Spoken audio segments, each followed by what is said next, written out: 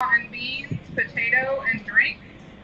Can be carry out or dine in at the fairgrounds on October 1st. The Vernon County 4-H fundraiser. Again, the 59th annual will include pulled pork, slaw, beans, potato, and drink. Just need to make sure this is uploading to YouTube correctly.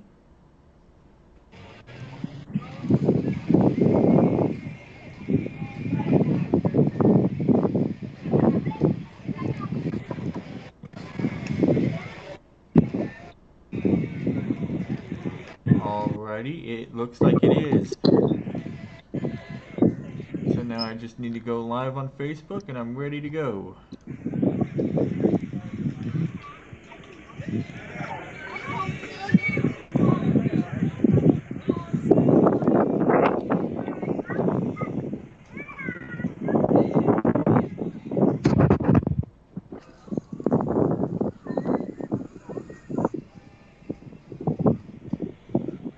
Alrighty, hello again, everybody. I'm back after taking a short little break. If you missed the first section of the event today, the first section of the event was I had Paul Engel on. We spoke about the uh, founding of our Constitution, why it was seen as necessary, um, what went into writing the Constitution, what it was meant for. And here now we have Robert Smith on. He's here. He's running for Missouri State House. I forgot which district. Please remind me real quick, Robert. District 125. All right, District 125 in Missouri. And I had mentioned this in the first live stream. The CGM is actually going to endorse Robert for his 2022 election. Yeah. He is the first candidate that we have ever endorsed 3 times. We have had quite a few that we've endorsed twice, but Robert is the first one to receive a third endorsement from the Constitutional Grassroots Movement. And he's actually at an event right now, so you'll hear some wind from time to time from his microphone and maybe a couple voices in the background. But yeah, he's here to talk about his campaign, why he's running for office, and what the Constitution means for him, and why he sees it as such an important document. So I'll turn it over to you, Robert. Hey, Jesse. Thanks for having me, and I do appreciate you working with my schedule. Today was just jam-packed. We started off in Nevada, Missouri at 10 o'clock this morning, and we did a Missouri Constitution class. And we had Tom Martz from the Locke and Smith Foundation come up. And he is a constitutional scholar. And so we went through that, and we had a pretty decent turnout for that. There's lots of people that were interested in the contract between them and the Missouri government. And I really feel like they walked away empowered. And, I could tell by, interactions in their faces that they learned a lot of things that they just really didn't know at the time. And unfortunately, there's a lot of people, unless you start learning for yourself and going down those rabbit holes, there's just a lot of people who've never come across or, maybe even capitalized or had the opportunity to learn about these contracts between them and the governments. So as a candidate, it's my goal to educate the constituents of District 125 and empower them to become active and involved in their government, whether it be city council, going to the county meetings, or going to Jefferson City with me to stop bad legislation, encourage good legislation, and promote liberty-loving legislation. And so not very many candidates do that. When I look across the United States, even, you don't see too many candidates that actually want to educate people on what's really going on in their government and what's really inside of those contracts that we call constitutions. A lot of people don't even know that states have constitutions. And so it just kind of, I take it upon myself to let people know what's really going on. And then when they know, they feel more empowered. It's a great thing. So we came out here to Walker Fun Days. And I got to tell you, this is one of the most beautiful communities I've ever seen, right? And when I say beautiful, it's not necessarily just beautiful aesthetics and pleasing to the eye. It's beautiful in the fact that the people here are celebrating their park. And it's a small town of 270 people, and they got one park. And it's the main road runs right through it, right through the middle of town, and it's something that you can see from the road, from the main road. And so this community, they put in their own resources, they put in their own time, they put in their own money. The local companies donate materials needed, like the local construction company donated some leftover concrete after a job, and so they were able to pour new concrete. The school shop program built benches for the park, so they got some nice new benches for the park. It's libertarianism at its finest in this town, and I don't even think they know it, because the community wants something done, and they get together, they pool their resources, and they get it done. And I love it, because that's the message that I often talk about, that if a community cannot come together to provide for itself and its needs and its services, then the community doesn't deserve it. And Walker is just an amazing spot, and I'm just thoroughly enjoying my time here. We did a cornhole tournament, and we're having some food, and we get to talk to the people. And as I come across the people, I tell them, my biggest thing is I'm really concerned about passing generational wealth onto our progeny. And it's hard to pass on that generational wealth to our progeny when the government is stealing from us, and then they just wantonly waste it. And so I'm advocating that we actually stop sending so much of our money to Jefferson City and to DC, and actually just really keep our money in the community, because communities like Walker would have more money in the citizens' pockets, and they would be able to take care of the things that are important to them and the things that they love more in their own area. And that's what we really need. Yeah. The Constitution is super important to me in the fact that it's a contract that limits the government and sets parameters of how the government is supposed to operate. But what we have today is we have a population that just doesn't understand that contract or what's in it. And then they've also lost the way of how to influence and press their legislators. And so therefore, a lot of times people will just elect somebody, and then they just go to Jeff City and they vote for prescription drug monitoring programs, and they vote for more taxes. It was a majority Republican. We have a super majority here in Missouri, super Republican majority legislator. And you know what they did this year? They gave us the highest tax increase this state has ever seen in its entire existence. That's what the supermajority did. And I got to tell you, I'm pretty sure that that's against the Republican platform. I'm also pretty sure that the size and the scope that the Republican supermajority in Missouri has managed to grow the government also goes against the party platform. So I try to remind people that the things that we're seeing right now in Missouri and at the federal level is solely because the contract between the government and the citizens is being breached and violated by the government, and we don't know it, and we're not holding them accountable for it. If we want the problems that we're facing and the problems that we're seeing right now, which right now the number one problem that I heard about today when I asked, what's the number one thing on your mind? It's the economy, inflation, and finances.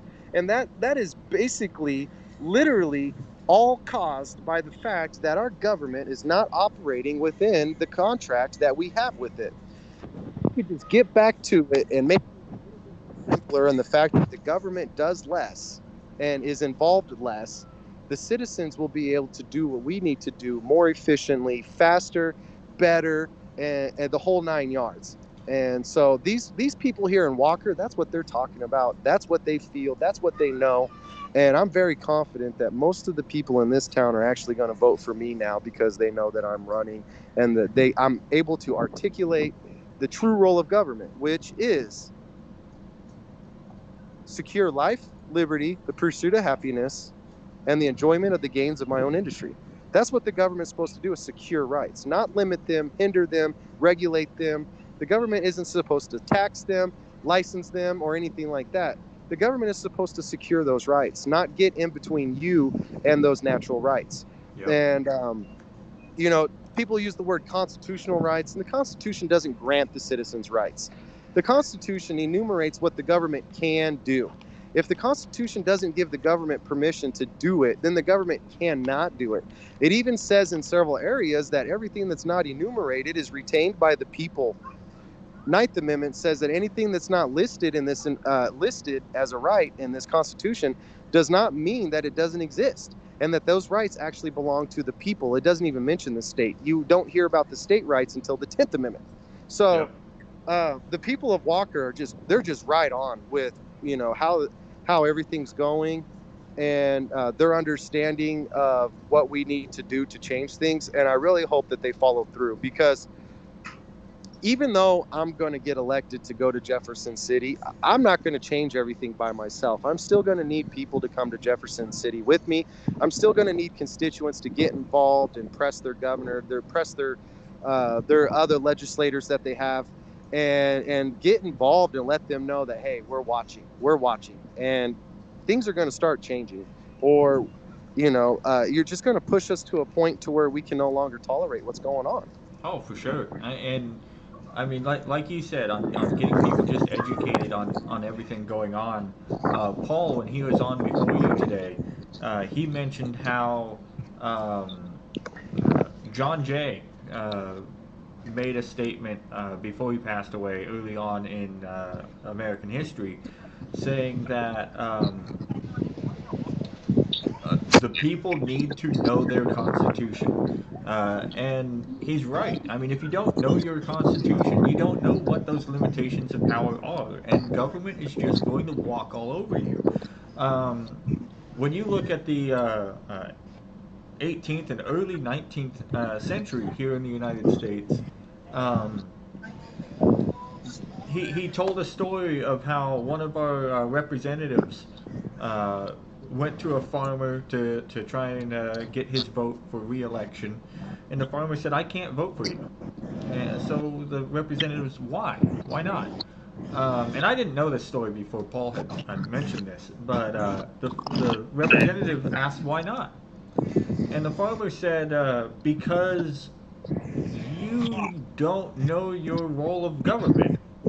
You voted to take my money to apportion it to a town that had a fire that burned down multiple homes, and you took my money to do that, when you and every member of Congress could have pooled your own money and had the same effect. Yep. And this representative actually realized what he had done. He was like, "You're right. I didn't think of it that way. You're right." So he went to Congress later on and spoke to Congress about it, saying that, "Hey, we can't be doing this. This isn't our role. We cannot be taking another person's money to pay for this. If we want to do the charity for that community that had the fire break out, we have to do it out of our own pocket. We can't be charitable with somebody else's money. That's not our role." No matter what the cause is, it could be a great cause, but it is not the role of our federal government to do that. You can potentially give that authority to your state governments, depending on your state constitutions, but even that, I would say that I don't find it morally acceptable to be charitable with somebody else's money. Exactly. And that's where I agree with you that the community you're at right now, the libertarianism principles that they're showing there are awesome, because they take care of themselves. They don't ask for somebody else's money to do it. Well, I should rephrase that. They don't demand somebody else's money to do it. Because asking's fine. I'm sure you saw me going around Facebook just a couple weeks ago asking for donations to get the website and everything back up and running, since it's been down for a year. Yes. But that's the thing. That's voluntary. That's asking for the donations and going from there. That's true charity. Yeah, that's actual charity. That's people willingly donating money in instead of the government saying, "Okay, I'm going to take 10% of your paycheck to not I don't even know where it's going to go." Exactly. Gender studies in Pakistan, or maybe some missiles for Ukraine, or I mean they waste it. I read a Yep. thing that that the federal government spent over $1 million on a study of getting quail high on cocaine and then studying their sexual habits while they're high on cocaine. Yeah, And what? Why do First off, why does that need to be studied? Secondly, why are we paying for that? exactly. That's a private function. If a philanthropist wanted to be like, I wonder what quail are like when they're high on cocaine having sex, they could pay a university to do that.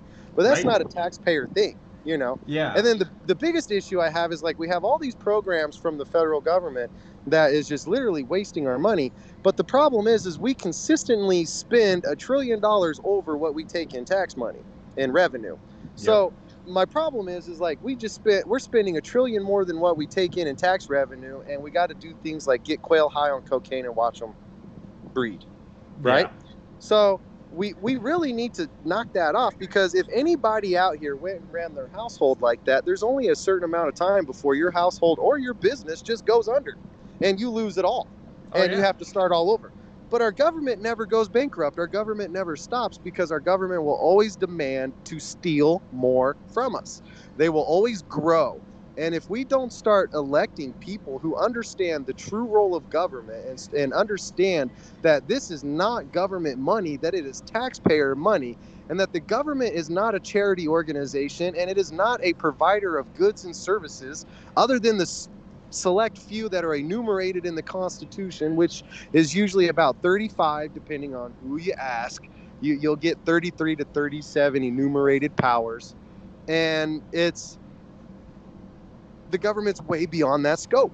Oh, yeah. And when they're way beyond that scope, they're robbing people who would actually spend their money wisely and efficiently within their community, that would actually help feed the poor, help provide shelter for the homeless, help pave the roads, help take care of the crumbling downtowns. Because I got to tell you, I don't know if there's too many downtowns in this country that are not crumbling. Oh, for sure. Especially if those downtowns are 100, 150 years old or more. They are falling apart. Our government is robbing us, and then they're giving us pennies on the dollar. And all of these municipalities that take grant money have to realize that everything that they have going on is not sustainable. And it's not a question of if, but a question of when. When will the United States government finally admit that it's bankrupt? And then we're not going to have those grants that all these cities and municipalities are addicted to. And what are they going to do? You're going to have a cold turkey wake up is what you're going to have. Oh, yeah. And so, like, people just got to get the message, because right now, the one thing that I'm thankful of about Trump getting elected is this is my most thankful thing about him getting elected. Since he's gotten elected, the government has just done some of the wonkiest, craziest, off-the-wall shit. And it's opening people's eyes that would not be opened otherwise, because no matter what you used to tell those people, they'd be like, no, I don't believe it. No, you know what I mean? But now you actually see it blatantly in the open. Yeah. Exactly. And they can't deny it. And they're like, wow, something's wrong. This is wrong. This is bad. And, I live in an area that's heavy Democrat. It's heavy Republican. It's 17-1 Republican. And last elections, 80% of the area voted Republican. They voted Republican on the state level, and they voted for Trump. And so the 22% Democrats, I come across them every once in a while, and even they know that Biden's presidency is wrong. Even they know that the federal government is wrong. Even they know that there is something completely off right now, and they're willing to take the steps to change it. And so, it's a good thing. You got to go through a little bit of the wake up pains, but this is a beautiful thing going on. It's the perfect time to capitalize and to actually create real, lasting change. And these midterms, you know, every election's the most important election, but these midterms are really, really going to show exactly where the constituents stand. Because I'm in a two-way race in my district. I'm running as a libertarian. I'm a constitutional libertarian. And I'm running against a hand-picked, established, statist, big government Republican. That's exactly who he is. That's what he's going to be. And it's the perfect social experiment because right now in District 125 in Missouri, you can have a constitutional candidate that will not have a party choke them out and silence them. My party will cut me loose and I will be able to say the truth and speak the truth, and I will be able to stand up in Jefferson City and let them know everything that they don't want to know. So you'll be the And state level Thomas Massey. exactly, exactly, exactly. Because that's the thing is I've talked to several members of what used to be the conservative caucus. We called it the conservative caucus in Missouri. It was led by Bill Eigel, Senator Eigel in Jefferson City, of course, you know. And there's only like 8 members on the Senate side that belong to the conservative caucus. And I've talked to them in private, and they're afraid of their party. They're afraid of the Republican Party. They have to watch what they say. They have to watch what they do. They have to watch who they back, and they have to watch who they support, because the Republican Party will chastise them. And I just gotta wonder. I just gotta wonder if the Republican Party is the party of freedom, the party of limited government, the party of limited taxes. Why the hell is the conservative caucus afraid of the Republican Party, and why don't they support more liberty candidates, no matter who they are? You know? Right. That's honestly why I'm a part of the CGM too. A lot of people don't know this, but at the same time that I got offered a position with the CGM, I was offered a position with the Constitution Party.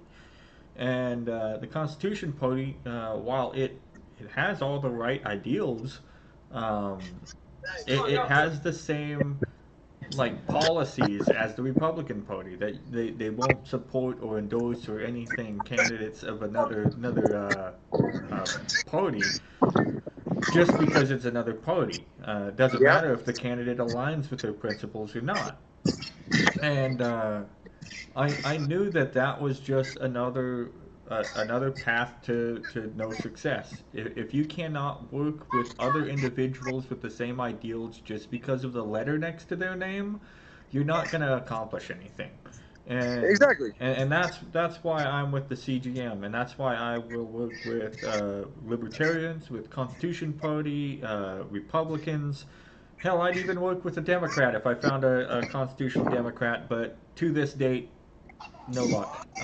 Exactly. Goes without saying. But I mean, for me, my whole purpose on being a part of the CGM and why I'm involved in politics is I want to see the Constitution restored. Because I mentioned it in the first segment today that the Constitution has laid the foundation for the best system of government we have seen to date, and we just need to follow it. Exactly. If we're not going to follow it, then we're not going to accomplish anything. We're just going to get walked over. If we're not going to follow it, we are directly in the path of failure. Yeah. And we're seeing the failure right now. Yeah. And, you know, you're absolutely right. Like, that's one of my biggest issues is these parties, these political parties, are going to put their party over liberty. You're fools. Yep. You're fools. You know what I mean? And all the liberty organization groups, all the liberty movement organizations in Missouri, they're fools because they're so used to endorsing Republicans. And I got to tell you, they endorse so many Republicans, and then half of the Republicans don't even turn out to be who they said they were going to be. And so you got liberty movement groups that have promoted these unconstitutional candidates, and they never take it back. You know? Yep. They never say, "Hey, you're a shithead legislation. I don't even know why we promoted you." They don't hold them accountable. They don't hold them to the fire. They won't shit talk them. They won't stand up to them. But then they'll turn around and I'm like, "Hey, there's a libertarian constitutional candidate running in District 125, and all I hear is crickets." Well, don't label yourself a liberty movement group.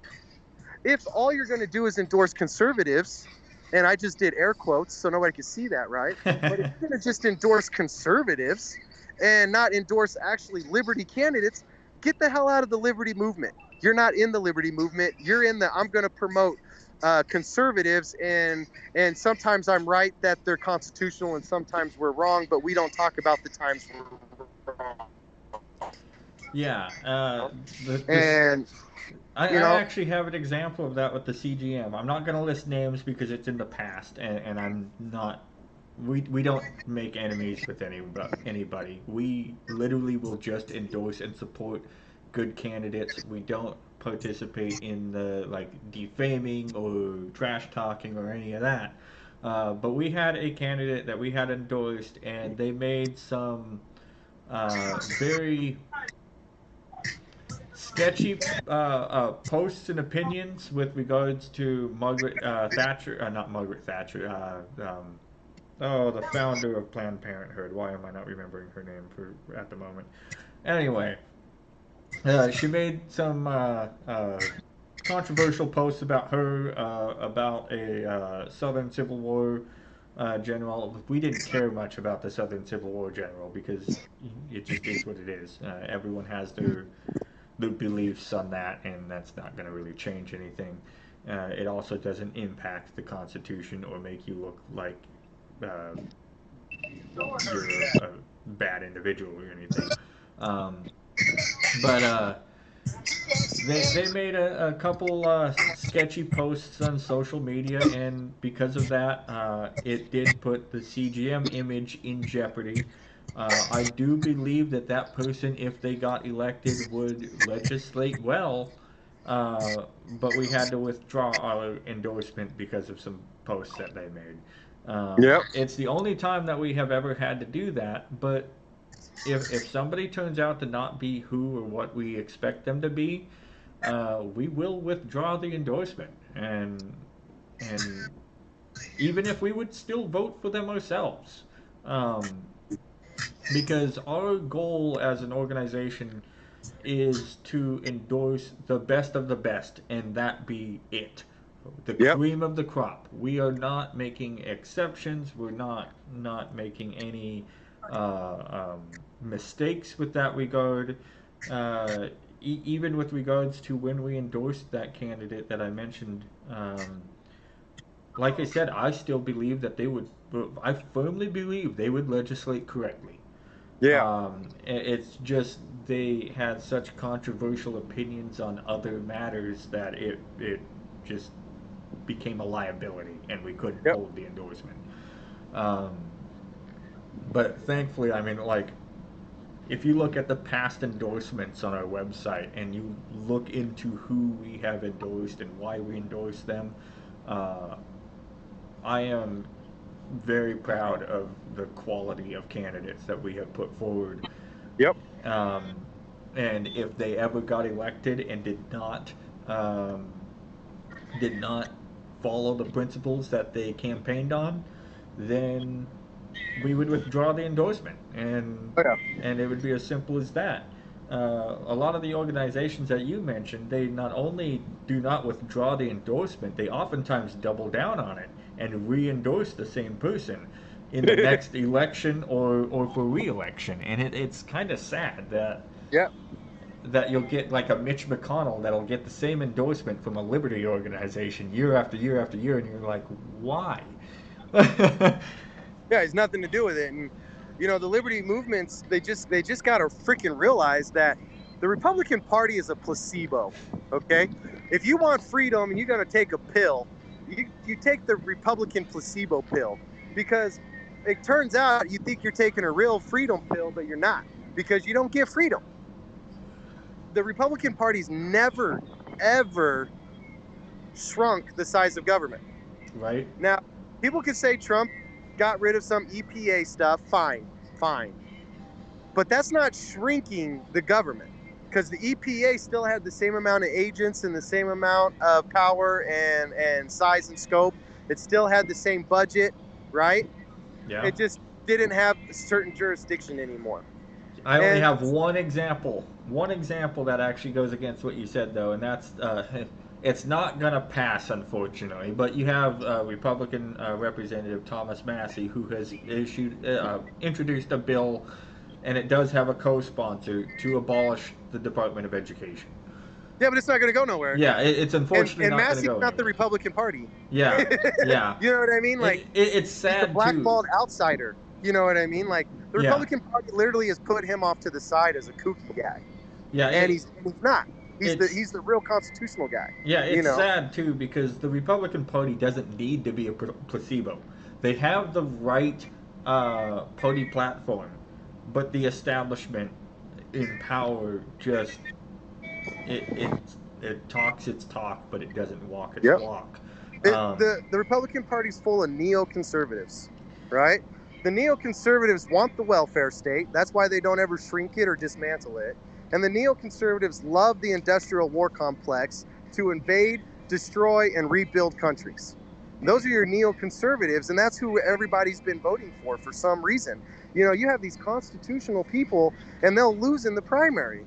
Yeah, it's sad too because we had a really, really good movement in the Republican Party for a few years there with that Tea Party movement. You had a lot of really good representatives get elected, and then the establishment caught on and said, "Okay, we'll just label all of our candidates as Tea Party," and that's all it took to infiltrate it and destroy the Tea Party movement. Yeah, the Republican Party killed their own liberty movement. Yep, because the Republican Party killed the Ron Paul movement. Yep. Ron Paul was right. Ron Paul was right about everything, and the Republican Party turned their backs on it. Yep. And went with Mitt Romney, and then, 18, 20 years, whatever, Mitt Romney was, or not, that was like 2008, right? So 14 years ago, they went with Mitt Romney, and now 14 years later, we're talking shit on Mitt Romney, and they're calling Mitt Romney a rhino.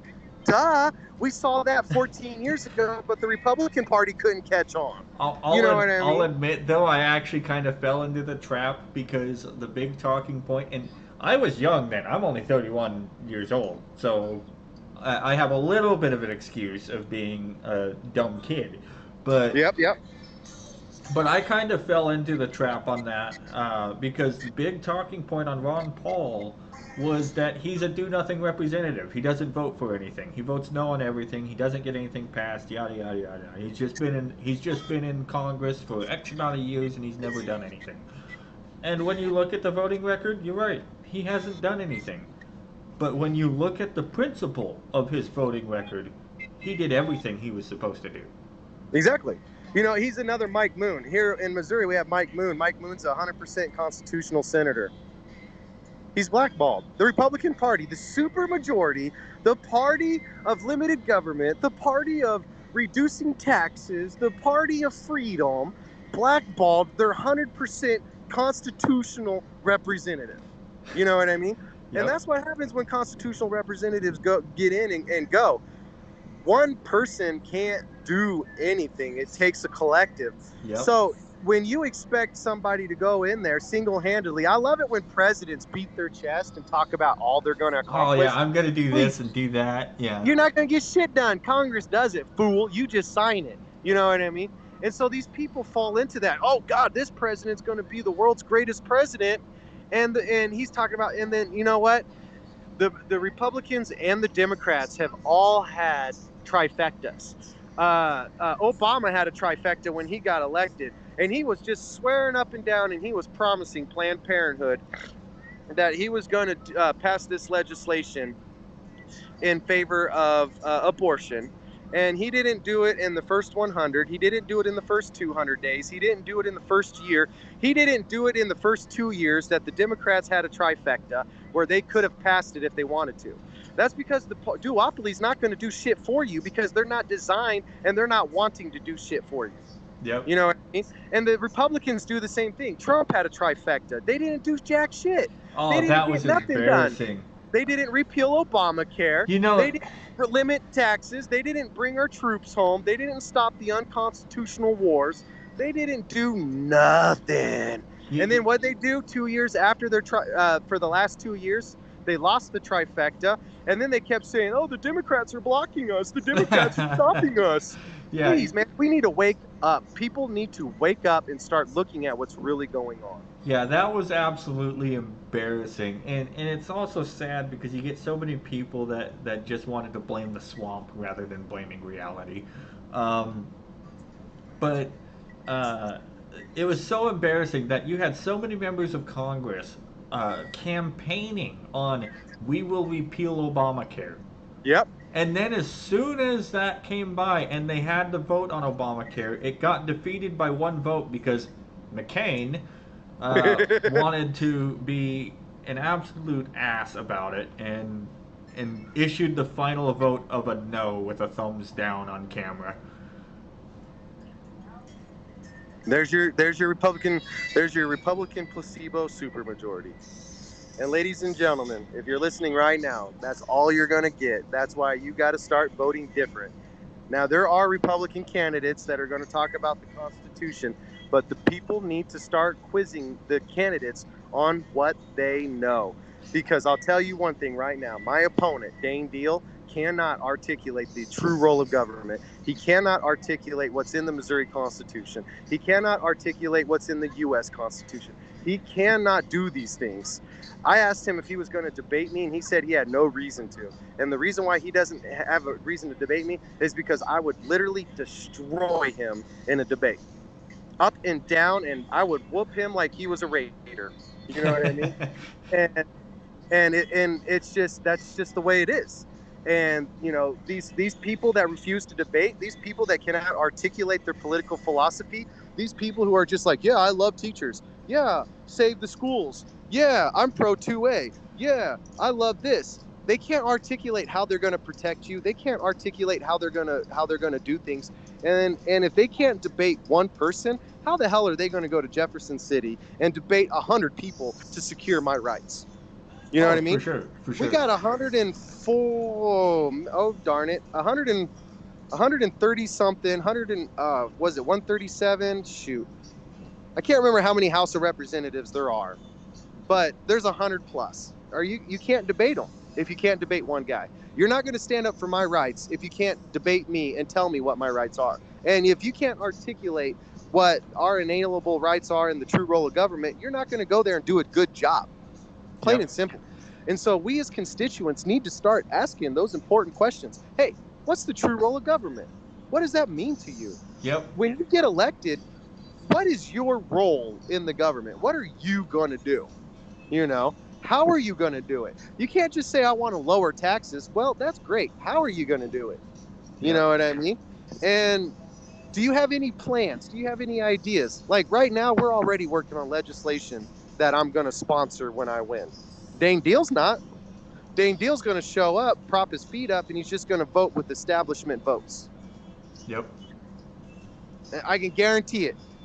That's why people got to get interested. Like everybody who's listening right now, there's candidates out there that need your money. They need your help.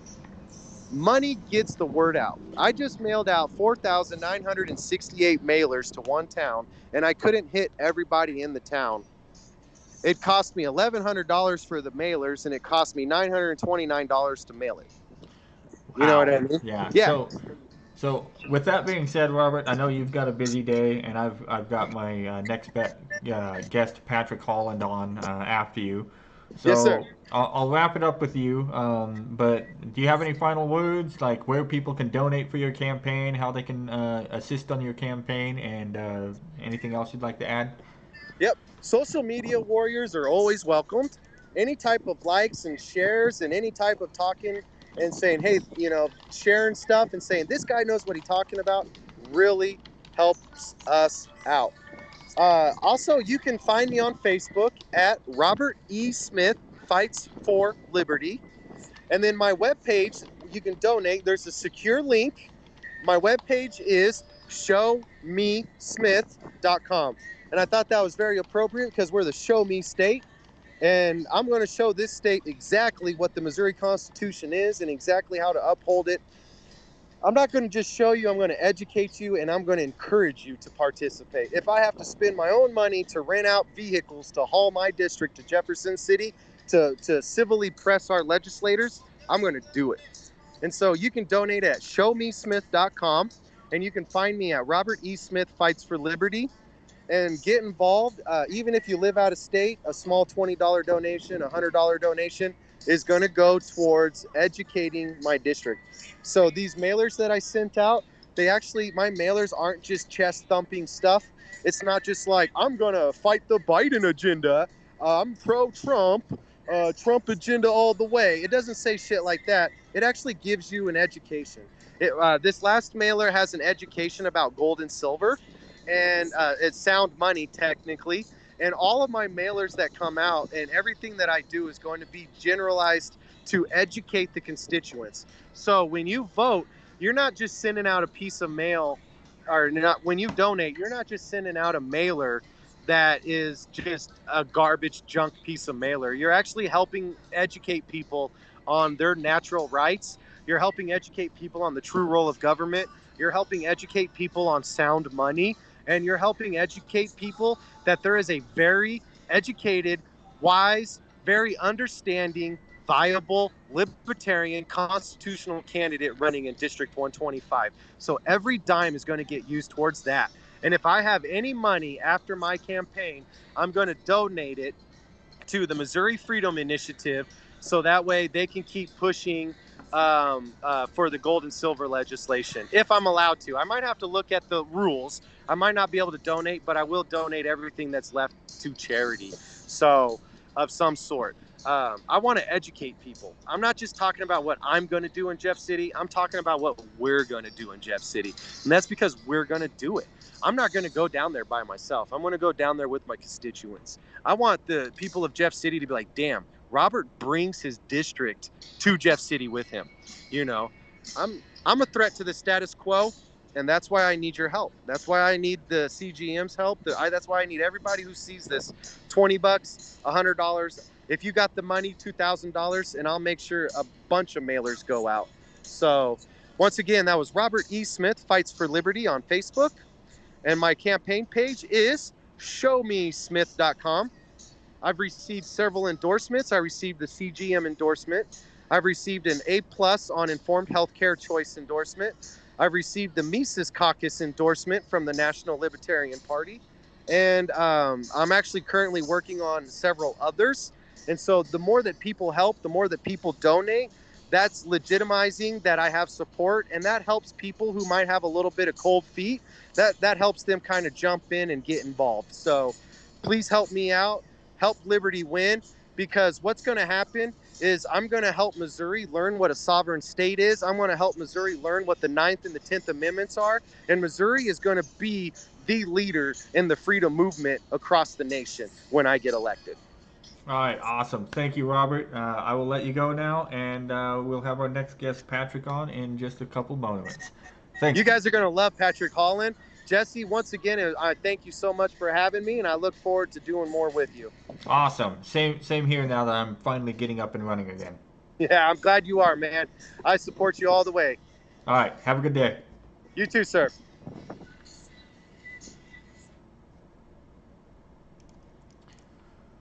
Alright guys, if you give me just one moment, I will be getting our next guest on here in just a moment. Just need to get him called up on Skype and funneled into the live stream.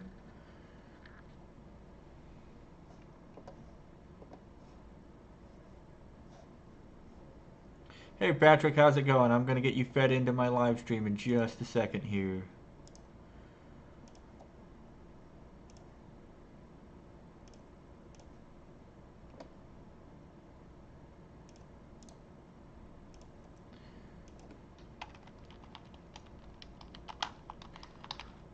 Yeah, ran into a little bit of a bump at the start of the live stream today. I had one guest cancel. John is stuck at work, unfortunately. So because of that, we weren't able to have it go as fluently to start the day. But everyone, this is Patrick Holland. He's with the Missouri Freedom Initiative. If you did not see the early part of the broadcast today, I had Paul Engel on to start. We ran for about 45 minutes at 1 p.m. Central Time, 2 p.m. Eastern Time. And after that, I spoke a little bit about what I've been going through, how the CGM is functioning, and we just had Robert on, and he's running for, I think he said 125th district for Missouri State House. And here we have Patrick Holland of the Missouri Liberty, not Missouri Liberty, the Missouri Freedom Initiative. How are you doing today, Patrick? I am doing great. Thank you so much for having me on. And before I even get started, let me say a little bit about Robert Smith. That's the previous guest you had on. Yep. So we don't have to go into the details of what was going on September 14th up in Jeff City. But let me tell you, I saw him up there. He was up there, and I was working, some legislation I'm trying to get in the special session. And that man gave up a day of campaigning to go up there and work for the people of Missouri. And he worked hard. So it's important people know that. He is not just running for office. He's trying to actually get taxes cut in the state of Missouri personally, not as a campaign thing, but personally. So there's a lot of integrity there with that man. He's not just talking the talk. And I do know him personally, and I did see him up in Jeff City. He was up there, I think 8 hours. And that's a long drive from the part of the state I believe he lives in. And it's a long drive for me too. But so at any rate, I wanted anyone who heard Robert just speak, want to let you know, because I didn't get to listen to the whole thing, but he just spent literally an entire day up in Jeff City trying to get rid of sales tax on food in the state of Missouri. This had nothing to do with campaigning. Yeah. So he is, actually, he's one of our treasures here in the state of Missouri. Yeah, and it's great too, because not only is he doing that, he's showing that it's actually his goal. He's not just saying it, he's doing it. He doesn't even need to be a representative to be active in trying to make correct. change. And really that applies to everyone. You don't need to run for office. You don't need to be in office to create change. And that's a big part of what your organization does. So why don't you tell our viewers a little bit about that? You bet. Missouri Freedom Initiative, we've gone through a name change, and that's the confusion. A lot of people still have that confusion. We were known as the Missouri Liberty Alliance for a while. And it turns out that someone who used to work for Roy Blunt for a long time started an organization called Liberty Alliance USA, and that particular person decided to sue me over the name Missouri Liberty Alliance, saying the names were too similar. As soon as they found out that we had collected absolutely no donations, they pretty much, because they were coming after us for money, for any donations that we had accepted. What the lawsuit said was any donations made to our organization was probably intended for theirs. So they were looking for, if not a portion of it, the entire amount. Well, we've not gotten any donations. And so at any rate, so then they were just happy with us changing the name. And then they left us alone. But that's Roy Blunt and his crew and what they're like. I'm a conservative. Roy Blunt calls himself a conservative, but he is not a conservative. But so at any rate, the name of the organization is now the Missouri Freedom Initiative. And what we do, it's very specific what we do. We do this. We promote constitutional legislation in the state of Missouri. We promote freedom everywhere we can. We promote life, liberty, and the pursuit of happiness. But it's important that you understand, and we're very successful, by the way, but it's important that people understand we do this only on the state level in Missouri. And I can go into reasons for that later. It's actually really important that we go into reasons for that later. But so that's what we do. We are concentrated on the state of Missouri. Now, we hope to inspire other states to start a movement similar to ours. There is no sign up with our organization. There's no membership dues. Basically, we're just held together we're just a bunch of folks that literally believe in liberty and freedom, and we want to promote it in our state.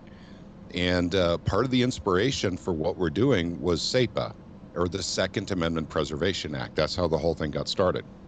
So if you want, I'll go into, some kind of broad stroke details of how the organization actually got started, and then how we got to where we are now and what we have done, because we actually have some successes. And by the way, the successes are not small. They're massive in their scope. They're historic. What the state of Missouri has done with the Second Amendment Preservation Act, you will never hear on the mainstream media, because the federal government is still suing us over this. The Department of Justice is still suing us in federal court. We've accomplished what everyone said was impossible to accomplish. We have literally, for all effects and intents and purposes, we have nullified all federal gun law in the state of Missouri. We no longer enforce federal gun law. And then, to make matters even better, we actually will prosecute and sue any state agency that enforces federal gun law to the tune of $50,000 per incident per person. No other state has ever accomplished this. Now, when I talk about this, it's very important that I bring up something. We came in on year 5. This was an 8-year deal. It took 8 years to get this done. Ron Calzone and his attorney were the architects of the bill, and they're the ones who carried the torch for 8 years. We just came in and joined them. There were other organizations involved too. So I don't want anyone to get the misunderstanding that our organization actually did all of this. What we did is we came in with a grassroots army and kind of helped it along, helped speed it up just a bit. And that's one thing it was missing, was a social media presence to drum up a grassroots army. So that's what we did. And that's the only way to fight for liberty. If you're doing it with money, and this wasn't money. There was no money in this for anyone. Everyone just literally wanted more liberty, more freedom. So that's one of the beautiful things about our organization is, people literally fighting, for freedom in the state of Missouri. I can give you my reasons. I have a daughter and I have grandkids. And I don't want to leave this place in worse shape than I found it. In fact, I'd like it to be more free. And we're doing that. Yep. So SEPA is a claim to fame for our organization, but we were just a part of that. But this year, legislatively, and by the way, the organization technically has only been an organization for just over a year. We were together doing SEPA for a while under just under a YouTube channel called the Truth, Money, and Freedom Podcast. So any state that ever wants to get SEPA done, please go to, basically the Truth, Money, and Freedom Podcast, and you will see what we went through over a period of, I believe we covered it for 2 years, 2020 and 2021, all the arguments against it, what we had to put up with in debates with the Senate and the House and all that fun stuff. So important stuff. So this year, we didn't get anything we wanted pushed through legislatively because of one man by the name of Dean Plocker. He's the House floor leader. But we did stop something that we were told in January would be impossible to stop. And that's HJR 79, House Joint Resolution 79, which put extremely restrictive IP initiatives in place in Missouri, and it would have been done by the ballot. So what we have accomplished, there's 13 states in the United States that allow for ballot initiatives. And ballot initiatives, as I know Jesse knows this, but for those of you who don't know what that is, think of that as a way around your General Assembly in your state where the people can actually get something put on the ballot that can be added to the Constitution or added, basically by statute. I believe you could do either of those. But that way you don't have to go through your General Assembly.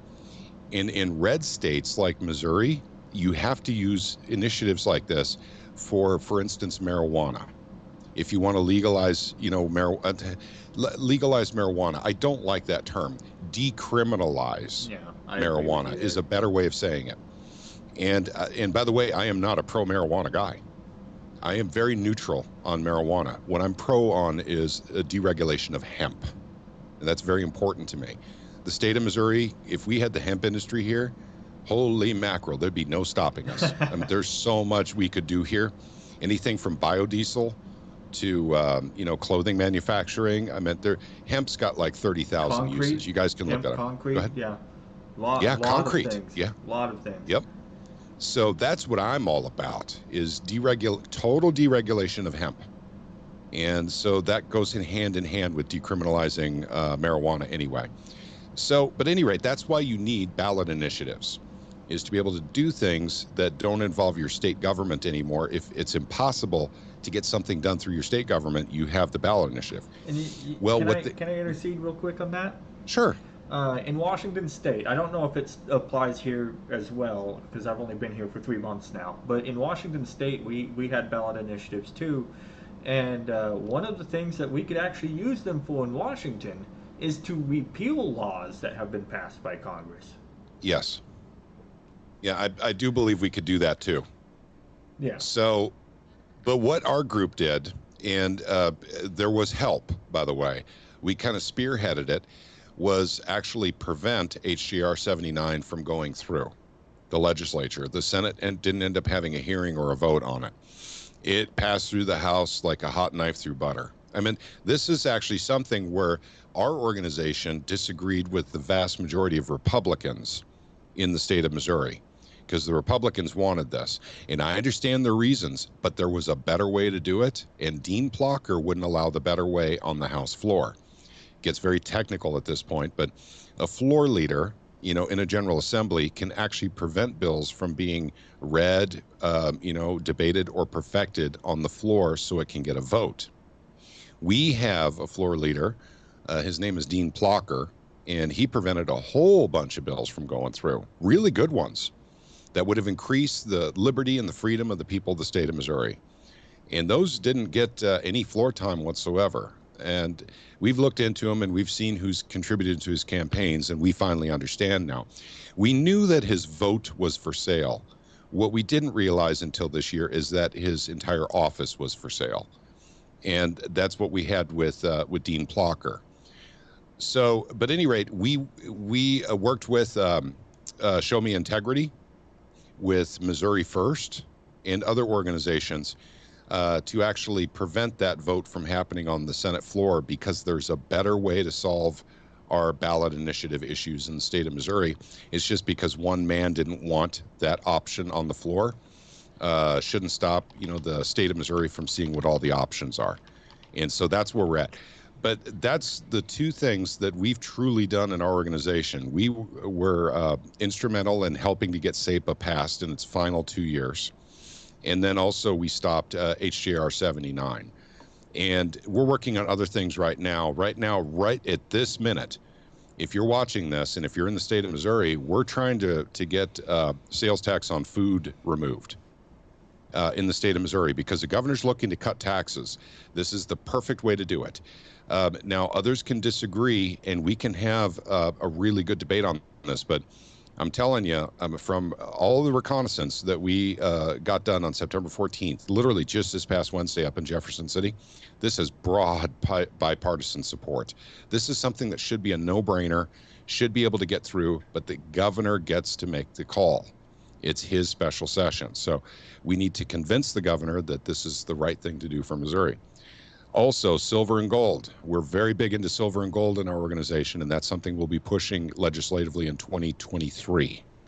So we have a bill probably coming from the Mises Institute, hopefully within 2 weeks. We should have something that we can show people. We have an outline. It's a very detailed outline, and it's been added to since the IRS is being expanded, by the federal government. So I had to make some updates to the outline to cover civil asset forfeiture and a few other things on gold and silver. So, so that's a little bit slow coming out, but we'll definitely have it pre-filed in time in the state of Missouri. So I have talked to Robert. Robert would absolutely he loves that idea. He's very big into that. And what do I mean by a silver and gold bill in the state of Missouri? What does that mean for the state of Missouri? What it means is we would actually be able to use gold and silver as money again in the state of Missouri. Well, we can now, but businesses don't know they can. And it often takes a piece of legislation for businesses to wake up and say, oh, geez, I didn't realize I could take gold and silver as, as currency for, my products or services. So that's usually what it takes. Educating people otherwise takes a long time. So, but that's what we're doing. But here's the twist on this. We want the state of Missouri to maintain a depository with at least 20% of Missouri's reserves held in gold and silver. We also, in this bill, we want the state of Missouri to take gold and silver in payment for taxes if people choose to pay their taxes that way. And that's what they can use in their depository. They can fill up their depository with that. But no businesses would be forced to use gold and silver. Gold and silver would be 100%, voluntary at that point. And, people who have a hard time understanding that, just think Bitcoin and the dollar. You can use Bitcoin for money, or you can use dollar, for money. It'd be the same thing, gold and silver for money or the dollar for money. They're all interchangeable. They're all fungible. So, I mean, if you, paid for something in silver coins and you have change coming back, they can give you change in U.S. currency. So, it's a very simple concept. But basically what it does is it's a protection against inflation. That's why we call it MIPA, M-I-P-A, the Missouri Inflation Protection Act. And so that's why we're calling it. And we're not 100% sure that's the name it'll have when it gets into the General Assembly. That's what we're calling it right now. So these are some of the things that we have done. And there's other stuff always going on with the organization. I have very, very wonderful, wonderful people I work with in this organization. A lot of them are highly active, and they're always looking for new stuff, new projects to work on and things of that nature. But the concept is this, my friends, and it's very simple. I said I would talk about this, and then I'll shut up here because I haven't let you out a word in edgewise. Fine. Okay. Is the premise here is we work on Missouri. That's the important thing for folks to remember. We're not into what's going on in D.C. because we are not rich people. We literally cannot bring checkbooks to D.C. and scribble out checks to try and get stuff done, because that's how stuff gets done in D.C. In a state, it's very, very different. You don't have to scribble out checks. And I can explain to you the secrets, the dirty little secrets of how things work legislatively in any state. But I can also tell you how it works in D.C. And it's easier to get things done in a state than it is to get it done in D.C. And that's why we concentrate on the state of Missouri. We are, after all, a sovereign state. Maybe many people forget that. We have our own constitution. We have our own rules. We can interact, with other states as we please. We can interact with the federal government as we please. The 10th Amendment gives us the ability to not interact on certain things. And that's how SAPA, or the Second Amendment Preservation Act, was brought into being, is basically saying to the federal government, we're not going to follow your firearm laws anymore. We're not going to enforce them. So there's something very special going on with states that do things like this. And there is another state that is kind of like our only competitor, if you will. And by the way, a little competition's a good thing. In fact, it's a great thing. And that's the New Hampshire Free State Project. And, my tip of my hat to them. They're doing, some work out there and everything. But I think Missouri can do it better. I think we've learned from a couple of things that I would claim are mistakes in the New Hampshire project, but we don't have to import people. That's the really cool thing about Missouri. We have an enormous amount of liberty-minded folk here. Oh, yeah. And so we don't have to bring them in from other states, and that's an advantage on our part. The trouble is just to get people active enough to pick up the phone and make a phone call, or send an email out, or in some cases get them to visit Jefferson City. A lot of folks are busy and everything, but making that phone call, it doesn't take but 2 or 3 or 4 minutes, and it can make a world of difference. And I'll explain all that as we get further into this. Yeah, and I mean, you imported me. You got me from Washington, and I am honestly working on importing more people. I've convinced so many people to come down here. You're more of a political refugee, aren't you? Yes. I went when I went to get my driver's license switched over from Washington to Missouri. I was a smart ass and told them I'm an immigrant. You're an immigrant. Yeah. But yeah. Well, we're happy to have you. Yeah, so we're absolutely happy to have you. And by the way, you're not the first person to move here from Washington. I actually know, I think 4 people now that have moved here from Washington State. There's 3 more on the way. I know 3 more on the way to from Washington to here. That as soon as I announced I was down here, they asked me how it was. One of them was like, "All right, I'm in." Another one was already making. Oh, actually, 2 of them were already making plans to come down here. I think one just got down here last week or the week before. He was actually a former employer of mine, and he came down here even. But he was phenomenal. He had a little diner up in the town I lived in, and he stood up against the government every step of the way during the COVID shutdowns and everything. Oh, he refused to back down. They took away his liquor license. They took away. They forced him to shut down for a while. They tried fining him through his teeth, but he didn't back down. There was one day that he did a forced reopen at the what was it, 2 weeks to bend the curve or whatever, but they extended it to flatten the curve. But they extended it. He did a 1-day opening with intent right after the 2 weeks, and it was like, you said 2 weeks. It's 2 weeks. I'm opening. And I went down there, raised, I think it was about $300 I raised in donations for a tip for all of the employees. So everyone got like a $20 or $30 tip as a thank you for coming down, opening up and everything. But yeah, I mean, he fought every step of the way, and he finally said, "I'm done fighting. I'm going to retire and move out of state." And I don't blame him. I don't blame him at all. But awesome individual. I'm glad he's coming down here. And literally, like everyone I know that is liberty-minded, I'm saying, come to Missouri. We're going to be a liberty capital of the union in the future. Come here. I think we are too. In fact, we're getting, inch by inch, we're getting there.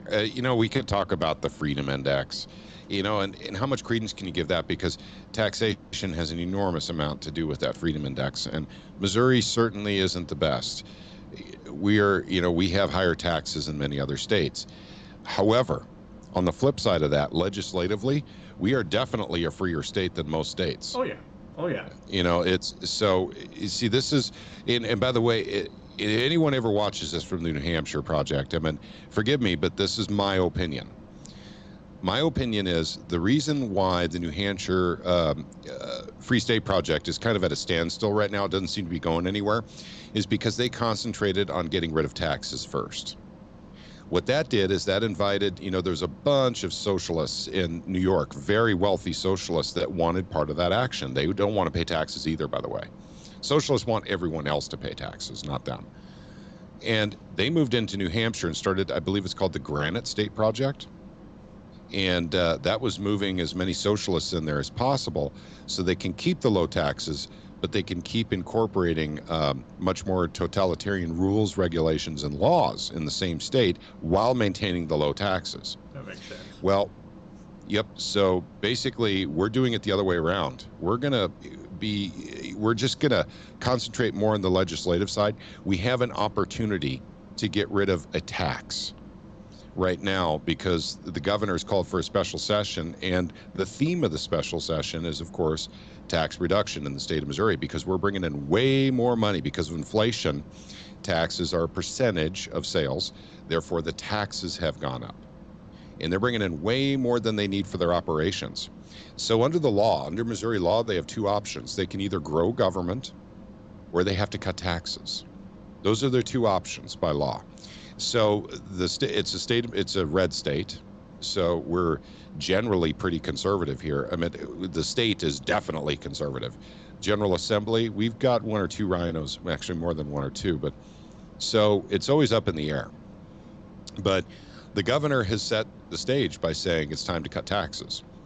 So we're going to go ahead and take advantage of that, even though we don't press real hard for that normally during the legislative season, because we don't want to become like, what New Hampshire did.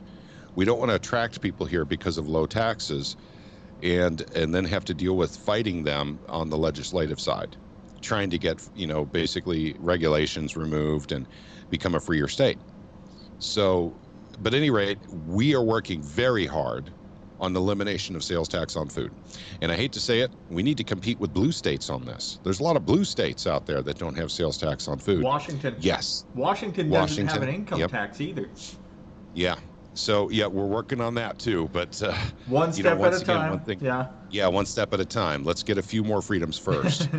Let's get a few more, things knocked out first before we start attracting folks like New Yorkers, that come here with all their money and want to enjoy a tax haven state while incorporating further draconian legislation to take away people's rights while being being a low tax state.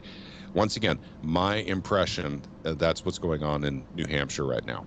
And in fact, it's not just my impression. I do believe that's exactly what's going on right now. And that's why you have the Granite State Project. You have two projects in New Hampshire. In Missouri, we don't. Basically, there's a lot of grassroots organizations in the state of Missouri. There's a ton of them. But I can't tell that a lot of them are actually doing anything. They're not actually, working towards something. Some of them like to do protests and things of that nature, and protests, have their place as well. But when it comes to going to Jeff City, our organization is very specific in what we do. We call it knock and shock. And what knock and shock means is when we go up to Jeff City, we knock on the doors and we go talk to the legislators. This is how you get things done in Missouri.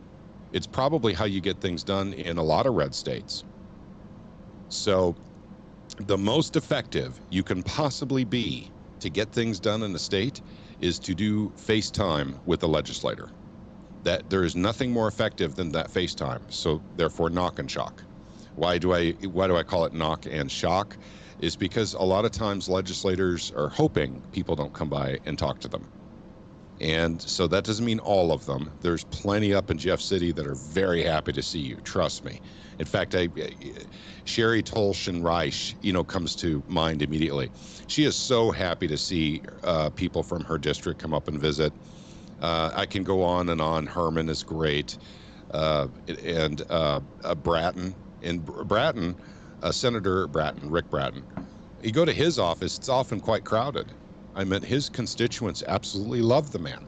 And they do come up and talk to him and visit with him and give their opinions on things and everything. I think that speaks volumes to his character.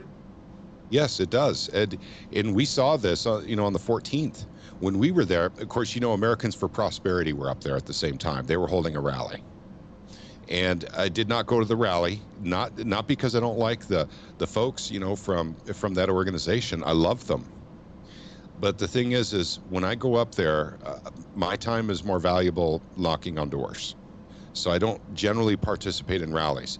And that, by the way, folks, I'm not saying everyone has to do that. You can make time for both, I guess. But when we go up there, we're on a mission. We're knocking on doors, we're shaking hands, we're talking to legislators.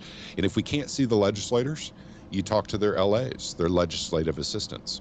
And you can, literally give them a wonderful message and they will convey it for you. So, in fact, there's only one office where I felt totally unwelcome. We went to over 60 offices on Wednesday to try, to get everyone on board with elimination of sales tax on food. Would anyone be interested in hearing whose office I felt extremely unwelcome in? I would. I'm not sure about the other viewers. Yeah. It's a senator, and his name is Lincoln Huff. And I just don't feel welcome in that office. And even Dean Plocker, and I've got problems with Dean Plocker, but I sure felt welcome by his LA when I went and talked to his LA in the office. He wasn't in. Lincoln Huff wasn't in either, but his LA, this is the thing. LA, I have not been in Lincoln Huff's office since 2020. I stand in the doorway because they come up and stand in the doorway. They don't want me in or something. I don't know what it is, but I'm just being honest, gang. This isn't a thing where everyone needs to get mad at a single senator, Lincoln Huff. What's the deal? Why won't you let this guy in your office or anything? But I don't feel welcome there. And maybe it's just me or maybe it's everybody. I don't know, but that's just the way it seems. So one out of 60 I think it was a grand total of 63 offices we went to. One out of 63, I didn't feel welcome. And I disagree with these guys all the time. But you can have spirited debate with these folks. The point is to go up there and have the debate with them. And you're much more likely to see them if you go up there, as opposed to, going to a rally. If you knock on their doors, you're gonna end up running into these guys. You'll see them in the halls too. And so we did speak to a representative that wasn't real crazy about the idea. His name was Bishop Davison. And so he wasn't real crazy about the idea of reducing sales tax, or I'm sorry, elimination of sales tax on food either. He had very specific reasons. And he didn't say he was necessarily opposed to it. He just said it's not something he would really fight for. He says if it was plopped down right in front of him and he could vote on it, he would, definitely vote to get rid of the sales tax on food, but he ain't going to fight for it. So those are the only two offices or two legislators where I had a feeling they didn't like the idea out of 63. That's how popular this is. And we went to a lot of Democrats too. So we went to Democrats' offices, we went to Republican offices. So if it's got that much support across both sides of the aisle and the people want it, I mean, it's a no-brainer for me. But how will it get politicized? That's the question you have to ask yourself next as a grassroots guy. How can someone take advantage of the situation and come out on top more than doing something else? And I don't think there's a better issue than that, with one exception of fuel tax. But because of the current makeup in Jeff City, I believe we have to wait until next year to try and eliminate fuel tax in the state of Missouri. So right now, I'll settle for the food tax. The food tax is the most moral thing to do anyway. It's immoral to tax food, in my opinion. Oh, I agree. I mean, even though Washington had a sales tax, it did not have a grocery tax. So, Yep. So I do find it very odd, though, that you could be taxed for water in Washington State, but not regular groceries. I've always thought that was a little bizarre. If you give me 1 second, it looks like John is ready from the Missouri Liberty Report, so I can get Sure. You switched over to my other feed, and then I can get John on here. I'll need to resize that real quick.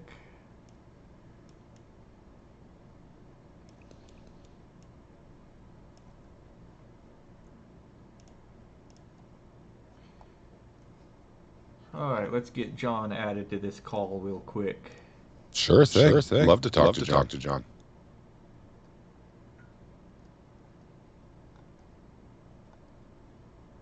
I have really nice things to say about John too. With he's doing something a little different than we do. And we'll talk about that when he gets on. And John is just once again, we're very lucky to have that guy in the state of Missouri. He's interviewing all the local politicians, for his radio show and everything, which is just awesome. Oh yeah, and that's a large part of what I do. Even though I do focus nationally as well.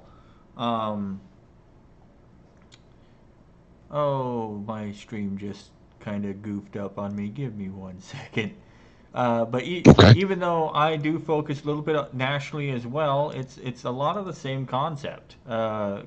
I focus primarily at the state level, but I also know that you can't just ignore the federal level either. So I just need to get John's stream up and going here, and we will have all three of us live. Alrighty, John, welcome aboard. Good evening, everyone. How are you doing? Hey there, John. Welcome aboard, man. Patrick. I think I saw you a couple of days ago up in Jeff City. You might have. I'm not sure. I think you're my evil twin. Real sure. Well, anyway, slice it. Thank you. Legislation, huh? Yeah. Evil twins doing a great job. Going up to Jeff City and talking to legislators. So tip of the hat for that. Yeah. It was the only other times I was up there was during a normal session, and being up there Wednesday, during the special session was a little strange because, excuse me, I told my wife, it's like, it is way quieter than normal in this building today. I said, you can tell it's not normal because I said it's, you have to literally step into someone's office to hear, because I said there's so many people moving around and all that. I said, talking to them out in the hall, that's just, no. Unless you're seated in passing, I said, you just don't talk to them out in the hall. You have to be in their office to talk because it's a busy place. But it is. It was interesting, and what's nice is, except for that one guy, everybody that we talked to was like, yeah, we can get on board with this. And that's I know that's unusual on most topics in any Capitol building. I was just talking about that before you came on. And this is the very first time our organization has seen broad support for a single issue across the aisle, like the elimination of sales tax on food. It's just incredible. I mean, this is a no-brainer. It doesn't cost very much to accomplish this. And the only thing is getting the governor to, actually issue a proclamation or amend his current agenda. That's all it takes to get this done. Everyone wants it. Everyone can go home wearing the red cape to their district saying, look what I did for you guys. We got rid of sales tax on food. I know things are tough. So, hopefully, we'll make an impact. By the way, our work is not done. We have a live stream tonight, as you know, at 7:30, and we'll let people know how things went up in Jeff City. Some of the stories from up there and all that fun stuff, and then also let them know that we still have a little bit of time left, to actually get this done. Because basically, I think Wednesday is kind of drop dead date. I think by Wednesday they have to have a plan for the governor. So I think that's what it is. And if it's a plan the governor agrees with, maybe he does the amendment, maybe he issues the proclamation to encompass the elimination of sales tax on food. Yep. Good times, man. I don't know. It was nice to sit down with Cherie Tolson-Reich, talk to her a little bit. She's a hoot. And it was, unfortunately, having to see Susie Pollock and her, basically cleaning out her office and moving on with life. That was disappointing, but it's not okay. So, me, I do these interviews and I don't see most of them face to face. So it was nice to go up and sit down and just have a chat on a more personal level, and you kind of get to. It's hard to gauge them personally when you're talking about doing an interview. You can learn about them, but gauging them is a little different, because especially I usually just do it by phone. Get up and you sit down and you talk to Cherie Reich.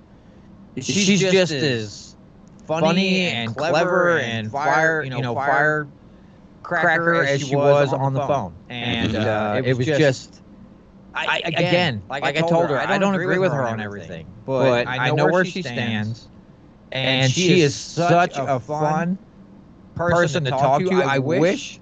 I'm sure there's more than her that you can really sit down and enjoy conversation with, but she is one of the few that I've met that I could. It's just literally like you could just walk in her office and you wouldn't even have to talk politics. You could just talk about anything, and she would chat with you. It's pretty nice to have that option when you go up there, that you can have a genuine conversation with someone. Sure.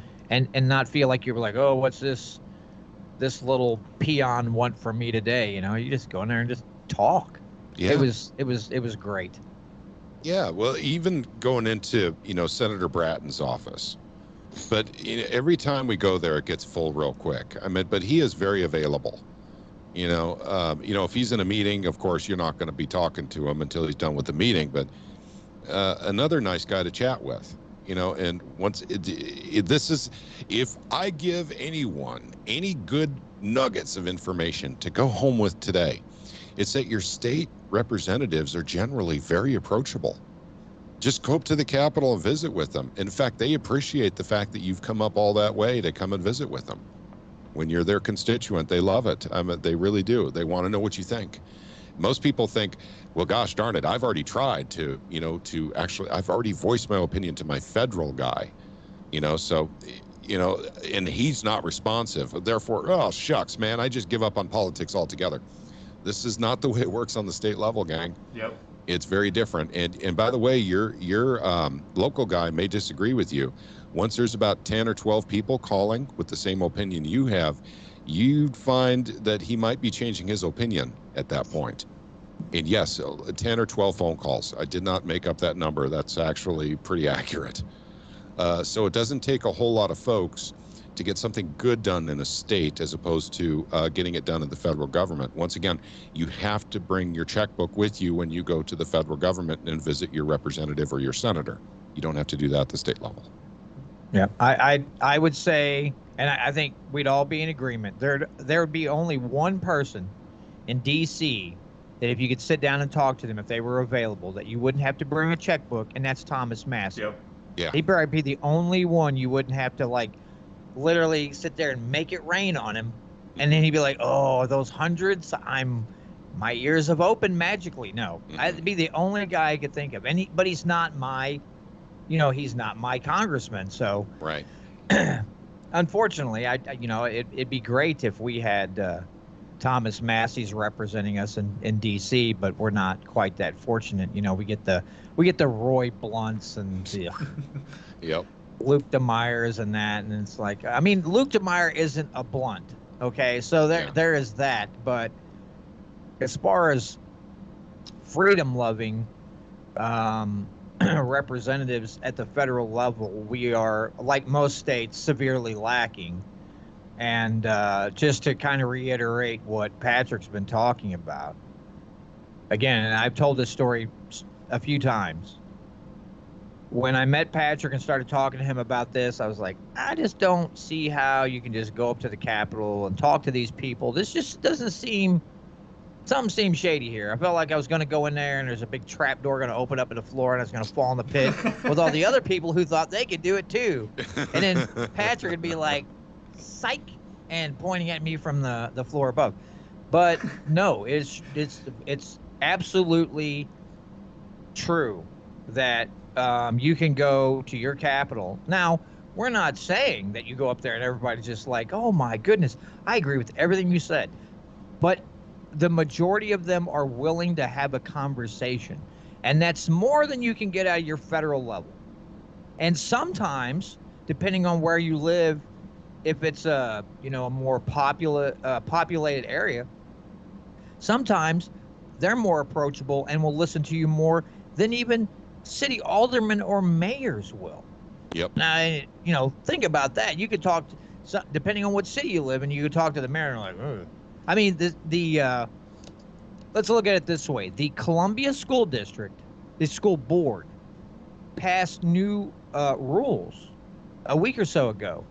And they're saying that you're going to have a limited amount of time to talk, and you're going to be limited into what you can talk about. And they passed these rules. Ticked a lot of people off, but it did it anyway. Now, you can go up to Jeff City still and voice your concerns there, and there's no limitations on what you can talk about. And, these are taboo subjects, and you can't speak on these things. So even some of these school boards now, I mean, it's Columbia, so nobody's shocked by this. But Jeff City, and my local area, for the most part, you can talk to anybody, and they will hear you out, and you can have a discussion. But depending on your locale, you may be hard-pressed to get an answer out of them. How many times do we hear about city council meetings where they just shut the meeting off and scamper off and then go have a closed-door meeting somewhere else because it's getting a little too hot for them? Someone's gotten out the pokers and started prodding them, and they're just like, oh, we don't like this poking and prodding around in our business. So they just literally stop the meeting and say, well, we're just going to go to a closed door session or a private executive session. Let me tell you guys, John's right on this. And John, I'm going to interrupt your flow here for just a moment. Let me tell you what happens in those closed door sessions after they've been literally in the hot seat because someone, basically in the town or someone in the school, it's school board or a town, whatever it is, has literally pointed out the fallacy of some policy. And they're in the hot seat, and they decide to regroup, and they go into executive session, and they go in back, and they literally cover for each other. I mean, this is what it is. I've seen this in cities before. And in fact, I'm not going to mention the city. I've actually worked in cities before where I've seen that, and they scramble during this meeting and literally try and figure out how they're going to recover and what they need to do. And usually what they do is they go out and announce the meeting is over. That's what they do. So, John, you were ever so right. And it happens at school board meetings too, by the way. Yep. I will say this. Now, I don't know that this has to do with the present makeup, I don't think it does, of our local government here in Owensville. But I do know in years past, they told the editor of the paper that if he reported news in a not so good way about them, they would just stop talking to him. Mm-hmm. So, we have one paper here in town. We're a town of 2,000. We have one paper. And they told him flat out, you start making us look bad, we just won't give you any information anymore. Yep. It's like, I mean, here's the thing. Our town, I don't know how many years ago, let's say about 12, 13, 14 years ago, we were that close to being bankrupt because of really bad financial decisions. We were literally one decision away from being bankrupt. And because people were starting to say, hey, y'all better get your act together. It went like this. A group of concerned citizens took out put up a huge thing in the paper about city employees and all the benefits they were getting. Now, we're talking, they could just go into the shoe store, buy Carhartt boots, Carhartt coats, them and their whole family's insurance paid for 100%. All this different stuff. Now, when that hit the paper, people lost their minds. I'm sure they did. And rightfully so.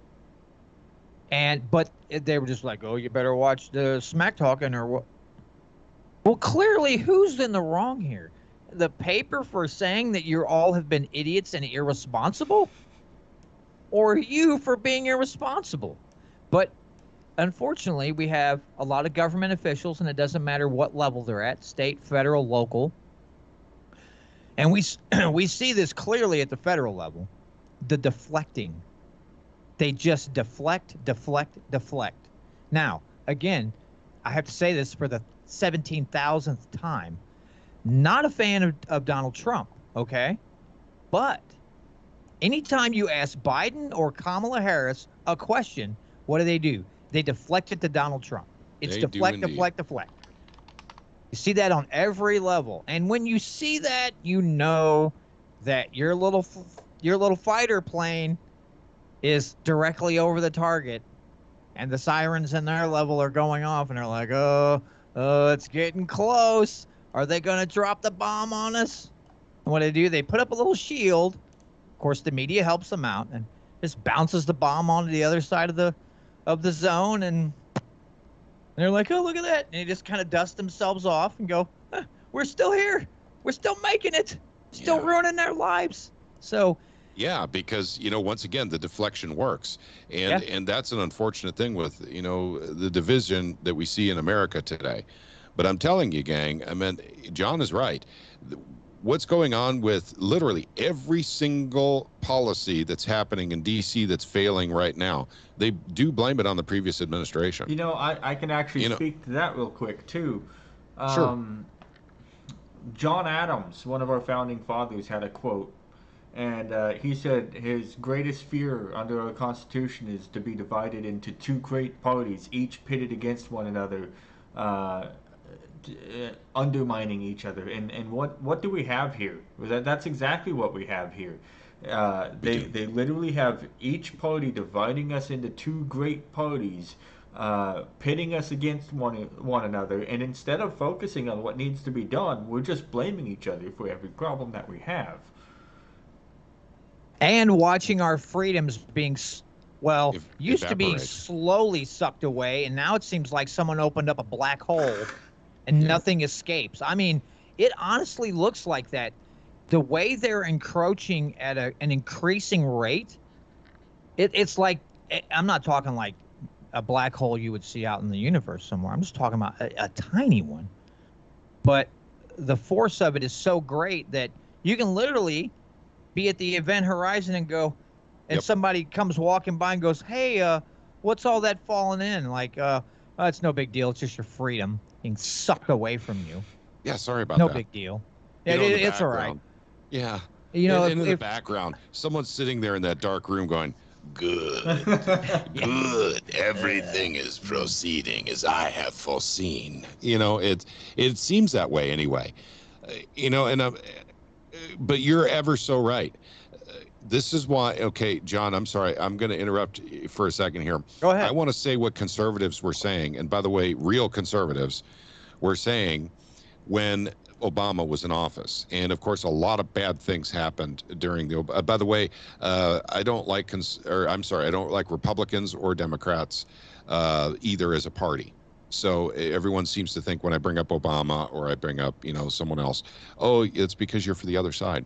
But let me tell you what conservatives were saying when Obama was in office. All of our freedoms started to evaporate. Now, once again, most people didn't understand the gravity of what Obamacare was. They didn't read it. And by the way, I don't blame them. It was 2,700 pages long. Well, we had to pass it on to their see desks. what's in it. That's correct. That's right. You're absolutely right. And that was the battle cry from Nancy Pelosi. Yep. You know, meanwhile, I'm hearing people, conservatives saying, well, that's okay. It's okay, man. Let him pass it because it'll get repealed by the next president. Just give him enough rope to hang himself by. That's what Republicans in Congress are doing right now. They're just setting the stage to make sure that we can make sure to get a Republican in. Guys, you cannot think that way anymore. Because anytime they take away your freedom, you can't get it back. Well, look at when they It's actually gone. moved to repeal Obamacare. John McCain that was a half-hearted John attempt. McCain was the last vote, and he voted no to defeat Yeah. it. If he votes yes, but when he passed, if he votes yes, we defeat it. Yeah, but this is the deal. John McCain passes away. Do they renew the vote? No, they don't. They didn't renew the vote. John McCain even campaigned on repealing Obamacare. I mean, that was one of his biggest campaign topics was, we're going to repeal Obamacare if we take the House and Senate back. What did they do? Yeah. They didn't do any of it. We had the trifecta of the House, Senate, and presidency, and we didn't repeal it. That's right. So where does that leave us? Basically when we give them enough rope to hang themselves by in D.C. We hang ourselves. That's correct. We hang ourselves. So, but the problem is, and once again, this is a fundamental problem. You can't go to D.C. unless you have a lot of cash and affect change. Guys, this is just the pure reality of it. This isn't, Pat Holland's being hyperbolic, because he doesn't like the current administration. I would have said the same thing during Trump. Yep. You can't affect change in D.C. without lots of cash. I mean, in Jefferson City, we just show up in their offices. We're not bringing cash. We're not bringing gifts. And, we're bringing conversation. That's all we're bringing. I think there's actually a logical reason to that as well, by the way. And it goes back to why the United States actually declared independence from Great Britain. Is you cannot go and travel to see your legislators, your king, your president, whatever, across the ocean and afford to do that with ease and speak to your leaders to say, hey, this isn't right. We don't like what's going on right now. And it's the same story with D.C. And that's why our Constitution was written the way it was, too, for the states to be sovereign states, so that we could go to our state capital, we could talk to our local representatives, our local leaders, and say, hey, this isn't right. We have to change this. And it's the same story with Washington, D.C. How many people are able to go to Washington, D.C. in person without it being a huge, huge event? It's not feasible. You can't get 1,000 people from Missouri to go to Washington, D.C. on a whim. You can't get 1,000 people from every state to do that on a whim. Say, okay, let's fix this. All right, let's go. Well, even to get them in their local offices. Yeah, and let's go back next month. Okay, let's fix this. You can't do that with D.C. And like you said, you have to try and get them at their local offices, but how often are they there? Never, almost never. Exactly. So you talk to the equivalent of a legislative assistant, anytime you go see at the local office. I get that part too. Yep. But, that's one of the fallacies of representation. When they're not among the people they represent and they can't take phone calls from people they represent, and they half-heartedly send out, well, actually from their legislative assistants, return emails for the emails they get. They're not approachable. They're not contactable. You can't get through. Are they actually representatives if you can't contact them? Yeah. And that actually goes to something that Paul Engel and I spoke about. He was my first guest for today. We spoke about how Congress is limited to its 435 members of Congress right now, when the Constitution originally prescribed it to be one for every 30,000 population. The states would get one representative for every 30,000 members of its population. And here now, because of the Permanent Appropriations Act of, I think it was 1917 off the top of my head, might be off a couple of years, but it was in the 19-teens. Anyway, the Permanent Appropriations Act locked us at 435 representatives. Through the growth of population, we're closer to one representative for every 800,000 residents. Mm-hmm. And it has diluted our representation so much that we don't really have a voice in Congress anymore. Yep. It's a sad reality, but it's a reality. And it's one of the reasons why focusing on D.C., like you said, isn't where we need to focus. We have to fix our states.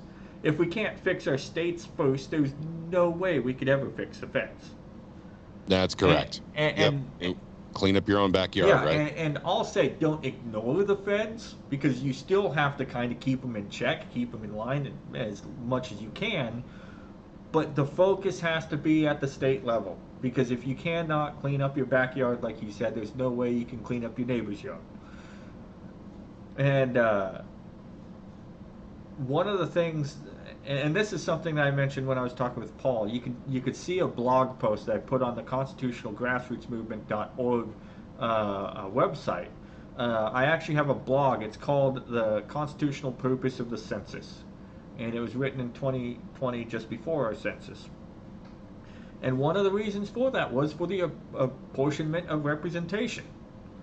And when you have one representative for 800,000 people, to put that in perspective, if you have 425,000, let's assume you have 100% turnout for a second. If you have 425,000 people vote for candidate A, and 375,000 people vote for candidate B, that is a huge minority that goes unheard. Yep.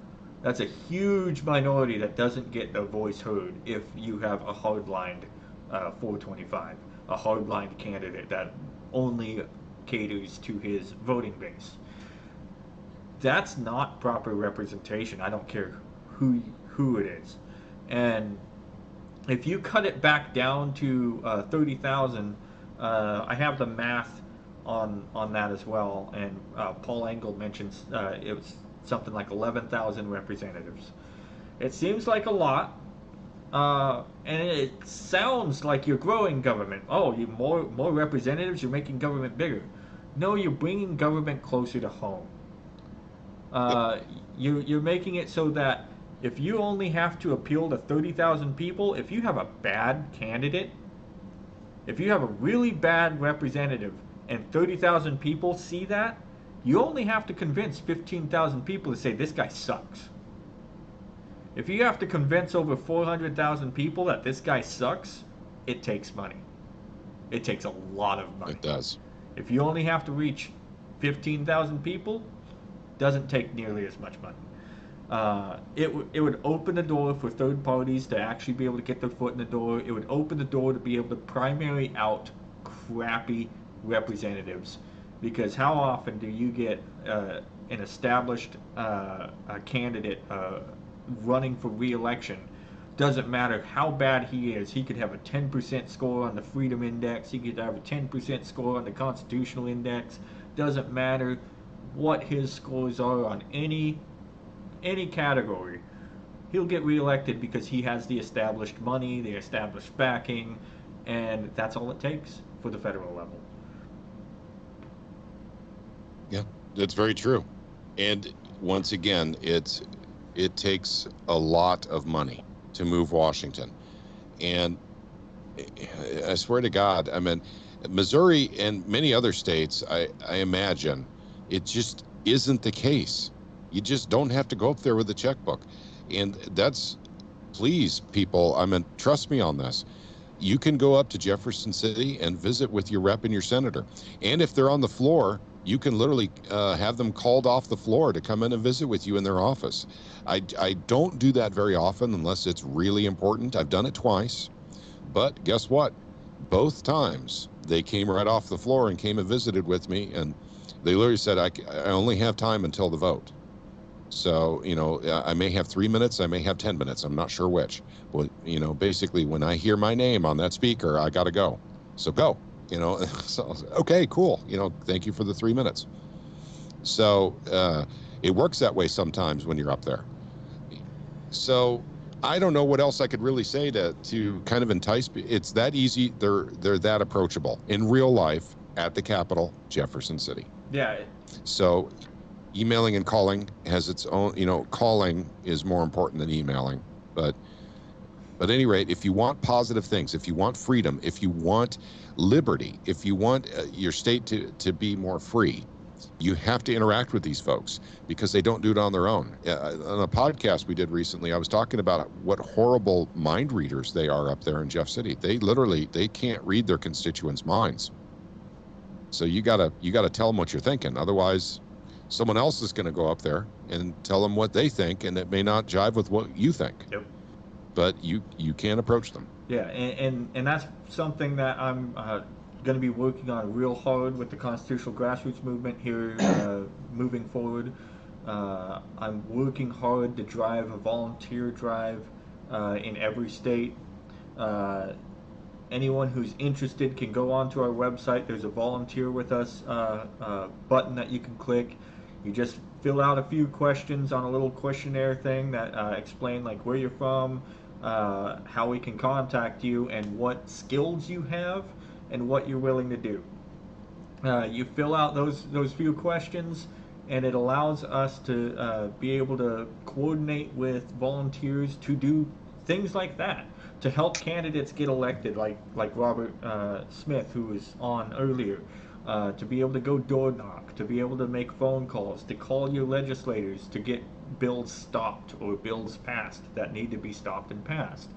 But primarily speaking, at the moment, I'm working on just getting grassroots for candidates being elected, but having the database available on people to reach out to is absolutely worth its weight in gold. Having people that you can call upon and say, hey, we need to call our legislators and say, stop this bill. You can get it done. And like you said, Patrick, if they will go in person, it makes all that much more. If you get 10, 15, 20, 30 people, that's all it takes to go in person and say, you cannot let this pass. They'll see that there's a lot of people that are really adamant that this cannot pass, because if for every one person, they know that there's hundreds if not thousands more that are like, no, don't pass that. Yep. But the more people you can get to engage in that particular activity, the less they have to mind read or try to mind read, because they're terrible at that. And like you said with the mind reading, while they're terrible at the mind reading, they do know basic statistics. For every one, there's, depending on the size of their district or the size of the city, for every one, there's hundreds or thousands more that don't want that passed, that just don't know how easy it is to reach out and say, don't pass that. Agreed. Or you could, depending on how this election goes, you could have someone who's due to become the Speaker of the House here in Missouri, who doesn't matter what you do, won't listen. The old blocker just won't listen. And if you don't want that, oh, I don't want that bill to come off the calendar. Well, then I guess it's not coming off the calendar because I'm it. I'm the guy. I'm the master, the lord of the House. I mean, he was the House floor leader, but he is due to become Speaker of the House. Mhm. So with that, we've got, again, Patrick's not saying this is easy when you have someone like Plocker the Blocker in power, but we did stop HDR 79, and he wanted that really bad. He Yes, wanted he that did. so bad he could taste the ink that it was on the paper that it was printed on. We stuffed it. We got it stuffed down.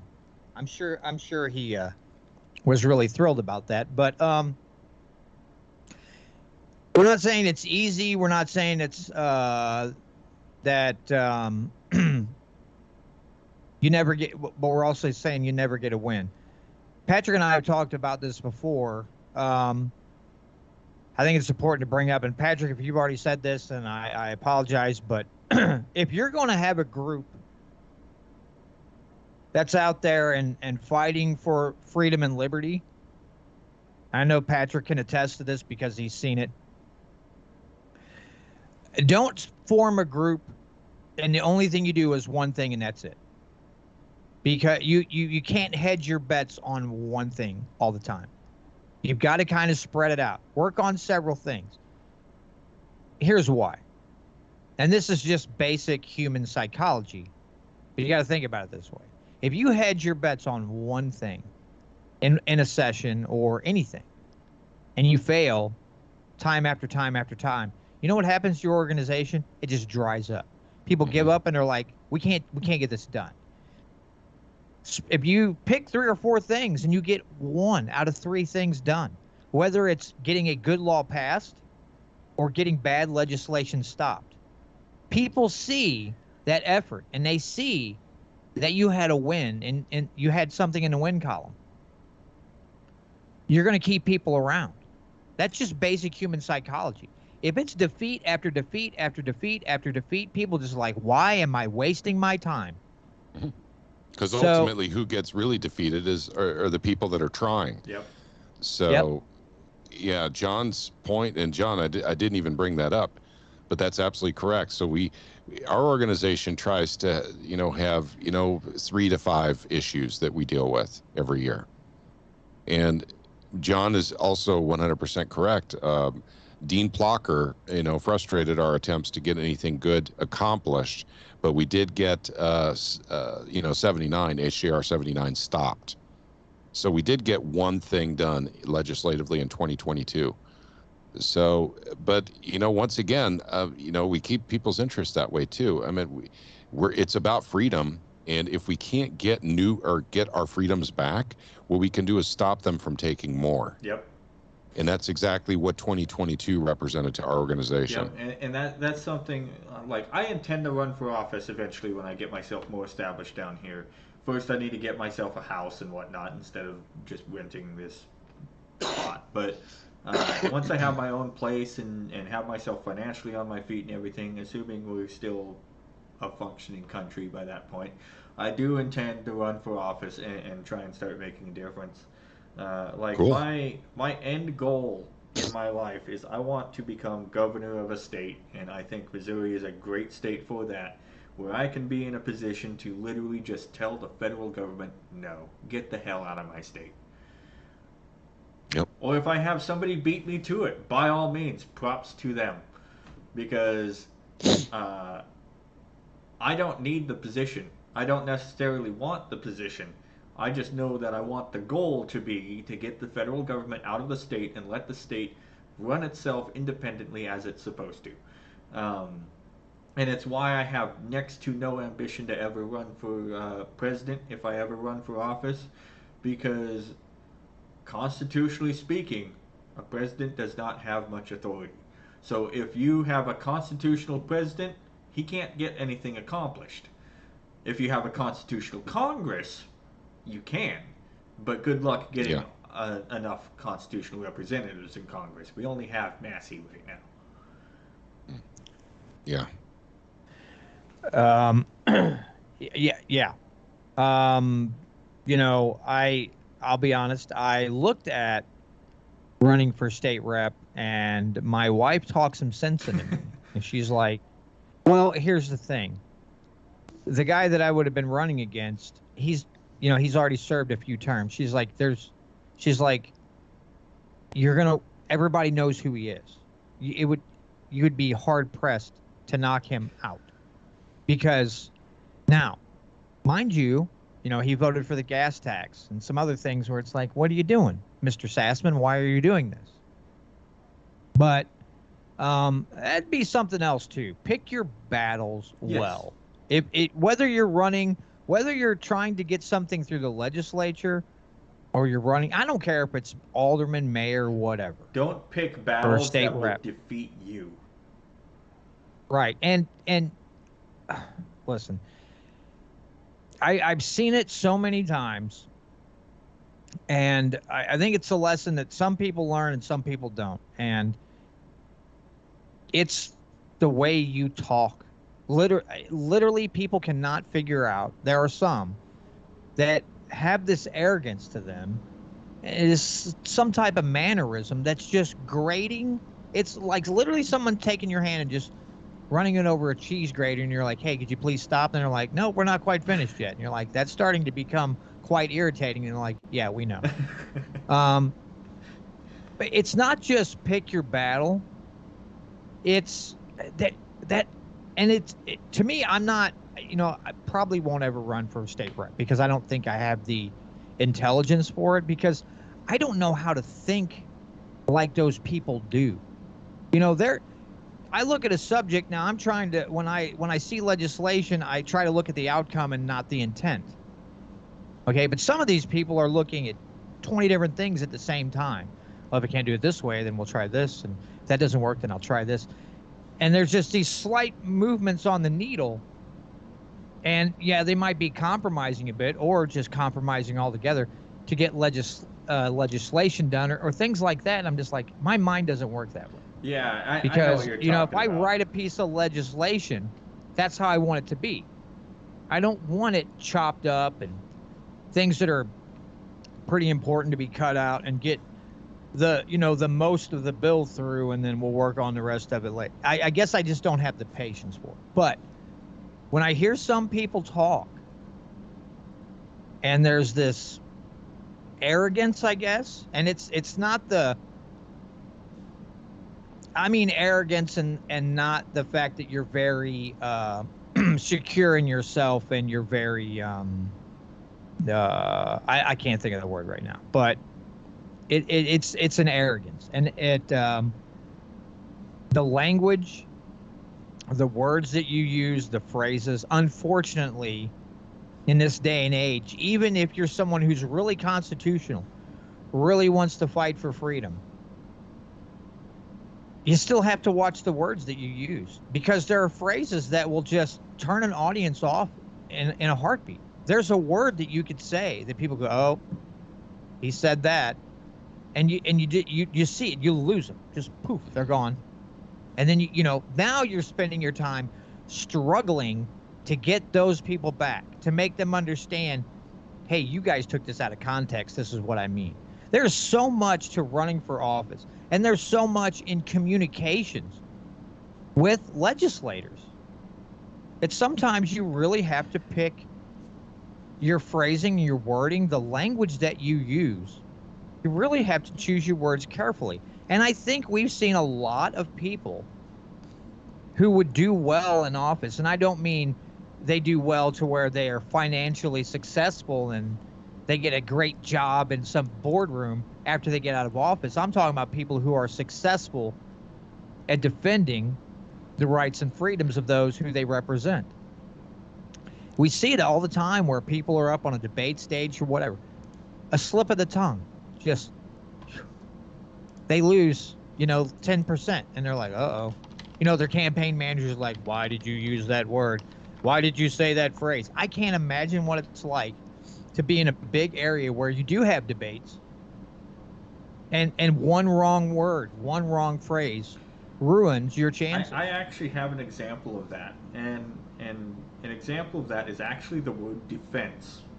If you talk about the defense of rights and defense of the Constitution and defense of this and defense of that, you sound defensive. You sound like you're under attack, and then a lot of people will pretend, no, you're not under attack. What are you talking about? And two words I've learned to use with regards to that is preserve and restore. Because when you're talking about preserving and restoring, you're talking about maintaining and improving upon, fixing. You're not talking about being defensive. You're not talking about any kind of aggression, because the term defense comes with aggression. And it can be, it shouldn't be, because the context of it is pretty blatantly obvious, but you'll get people that will twist the definition of anything to suit their agenda. And because people will do that, like you said, it will turn people off to your entire message just because of one word being taken out of context. I'd also like to add something, because there are words right now, and to anybody out there who might hear this, and you're thinking, what topic can I use, especially if you're running for state rep here in Missouri, what topic can I use to focus the people that I talk to on my message? There's two words in the state of Missouri right now that could help some people's causes. And you have to literally say gasoline tax. And everybody knows what that freaking gasoline tax is. I talked to Catherine Dreyer last night, and that is the message that she's using door knocking. Gas tax. That's it, literally. My opponent voted for the gas tax. What do you think about that? And you know what people think about that. They're like, oh, what? And you instantly, it's still a friendly conversation. But because you said gas tax here in the state of Missouri, people are like, you turn that anger on. Now it's a righteous anger. So sometimes government does things. And if we want to see people who really want to lower the tax burden on the people and do the right thing, Dave Schatz's gas tax, he may have unwittingly helped some people get elected because their opponents have voted for it. Mm-hmm. And inflation and everything being what it is right now, and everybody feels it when they go to the pump. You talk about a gift. So I would suggest using that. If your opponent voted for the gas tax, I would say use that. Now, and I mean use it. Sometimes you could beat things like a dead horse and people are like, all right, we have enough. Everybody's talking about inflation, unless you're the feds, because inflation doesn't exist. And you can have a party and talk about the Inflation Reduction Act, even though it went back up this month, and they still had their little meetings and their little speeches talking about, oh, great thing about this Inflation Reduction Act, which isn't working, but Nancy Pelosi and Biden all get up and talk. But yeah, inflation is still a hot topic. The gas tax here in Missouri is still stinging residents. It is a gift that keeps on giving, and I hope, I know Catherine's getting a lot of positive responses out of that. And I'm going to say this. I have a really good feeling about Catherine, especially when Reich told me the other day when I sat down at the table, and she said, I think my wife might have said, hey, do you know who Catherine Dreyer is? And she's like, no. And she goes, wait, is it that libertarian running against Fitzwater? And we're like, yeah. She's like, a lot of people don't like Fitzwater. So I told Catherine about that last night, and I said, Catherine, there's people that know about you that you don't even know about. And I have a good feeling with Catherine, what's going on with her, what Fitzwater's done, the disdain for that people have for that gentleman. It could be, I mean, I have to give it to Robert and Catherine. Robert knows his stuff on the Constitution. He knows what's right and he knows what's wrong. And Catherine has been in the zone, the zoning and planning thing before.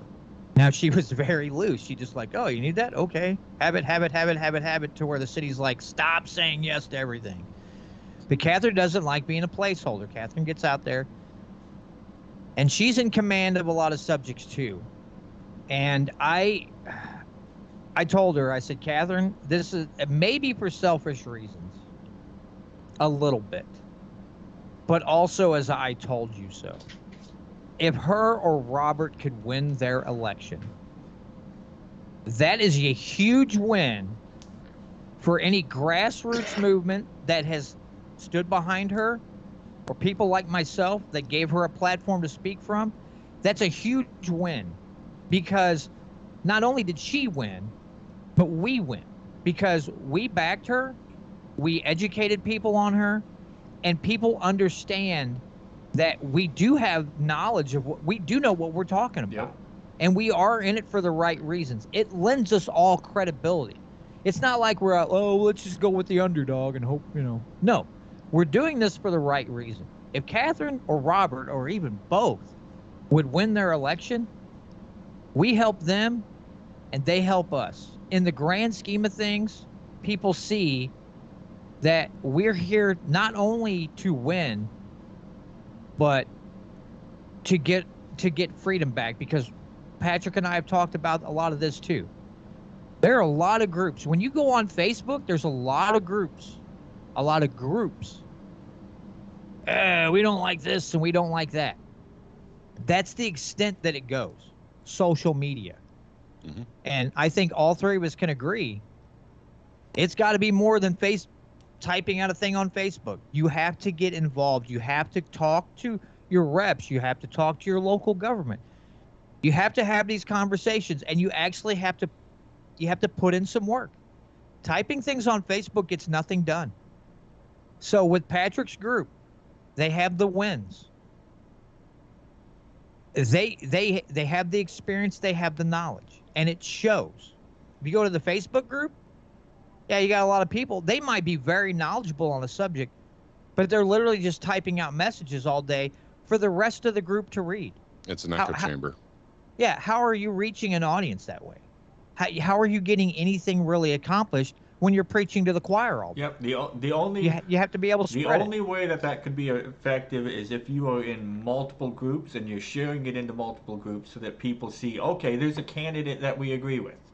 But if you're just in a single group, you're just in an echo chamber, like Patrick said. But sharing it to multiple groups is a pain. That's what the CGM tried to do for a long time with our social media program, and it was honestly pretty darn effective. We put some names on the map. They unfortunately lost their elections, but we put some names on the map. The problem is, especially now with Facebook, is they've made it so difficult to mass share that if you share more than 30 times a day, you get your account shut down for a week or 2 weeks or a month because you're spamming your posts or whatever. So it's made the social media message a lot harder to send than it used to be. But it has. But before that, I mean, it used to be really effective. But now it's pretty much, you're limited to what you mentioned, is just speaking in echo chambers.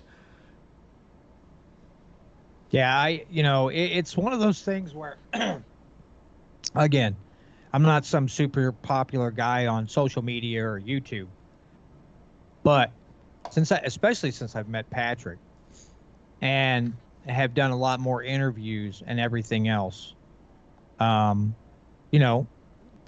group or my page is beginning to grow. The amount of subscribers I get, the amount of views I get is growing. And I'm enjoying the heck out of it, but I want to use that not to say, "Oh, look at me," you know, and only just beat on my chest and go, "Oh, now I'm up to 200 subscribers or whatever." Exactly. I want to focus those people on the mission. Yep. I want to make them aware of the mission, and not just make them aware. Listen, if I get people who have never heard of me before jumping in, start viewing when we're talking about these topics, and even if it's 1 out of 50 that says, "Man, I'm going to make phone calls and I'm going to make emails," mission accomplished. Yep.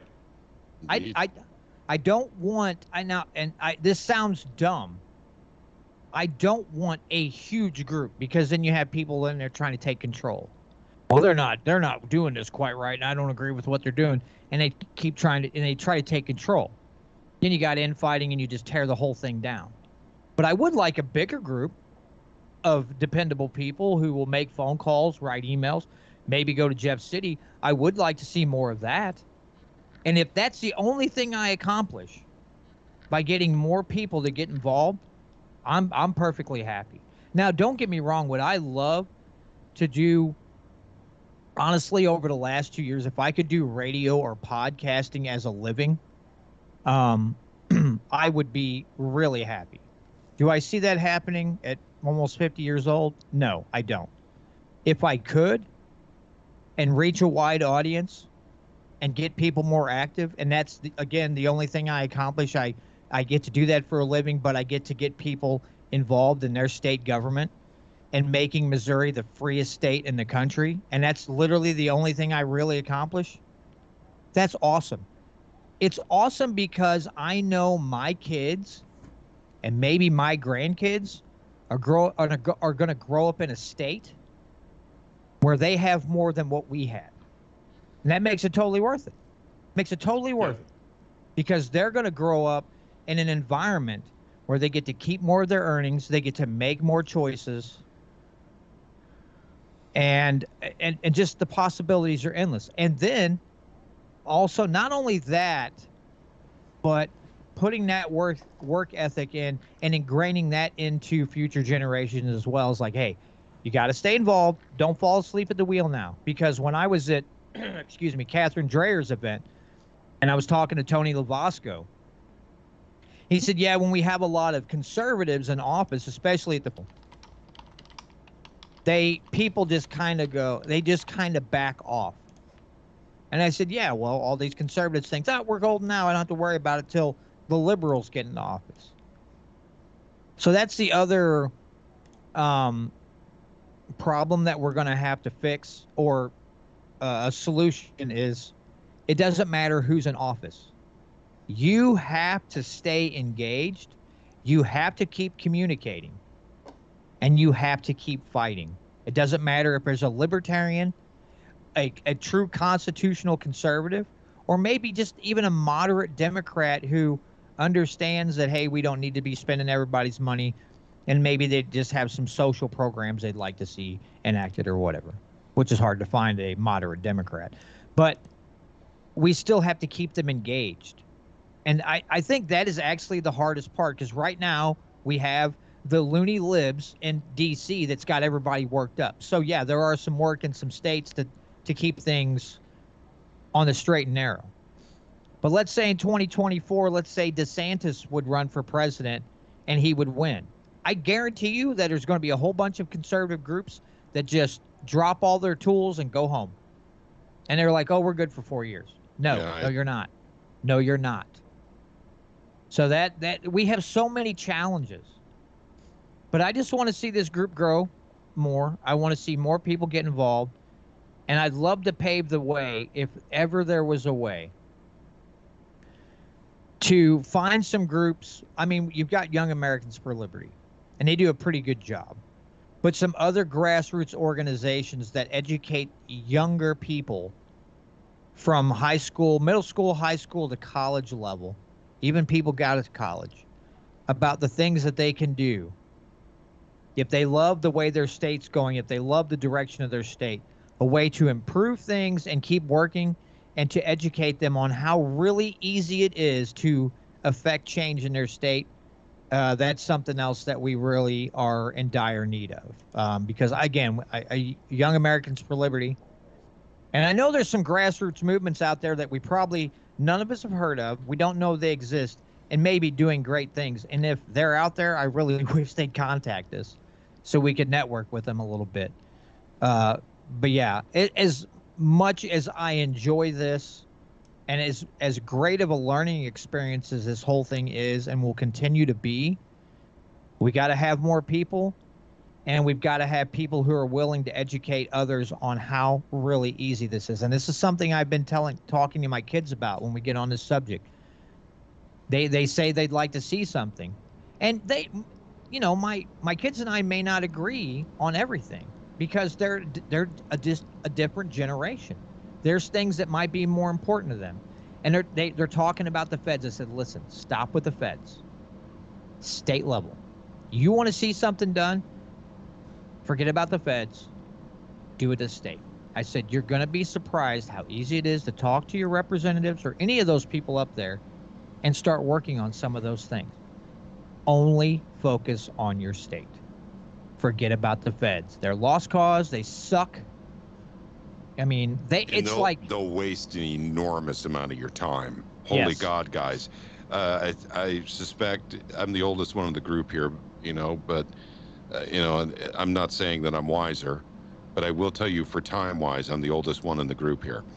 And I have spent and wasted an enormous amount of time trying to get positive things done in D.C.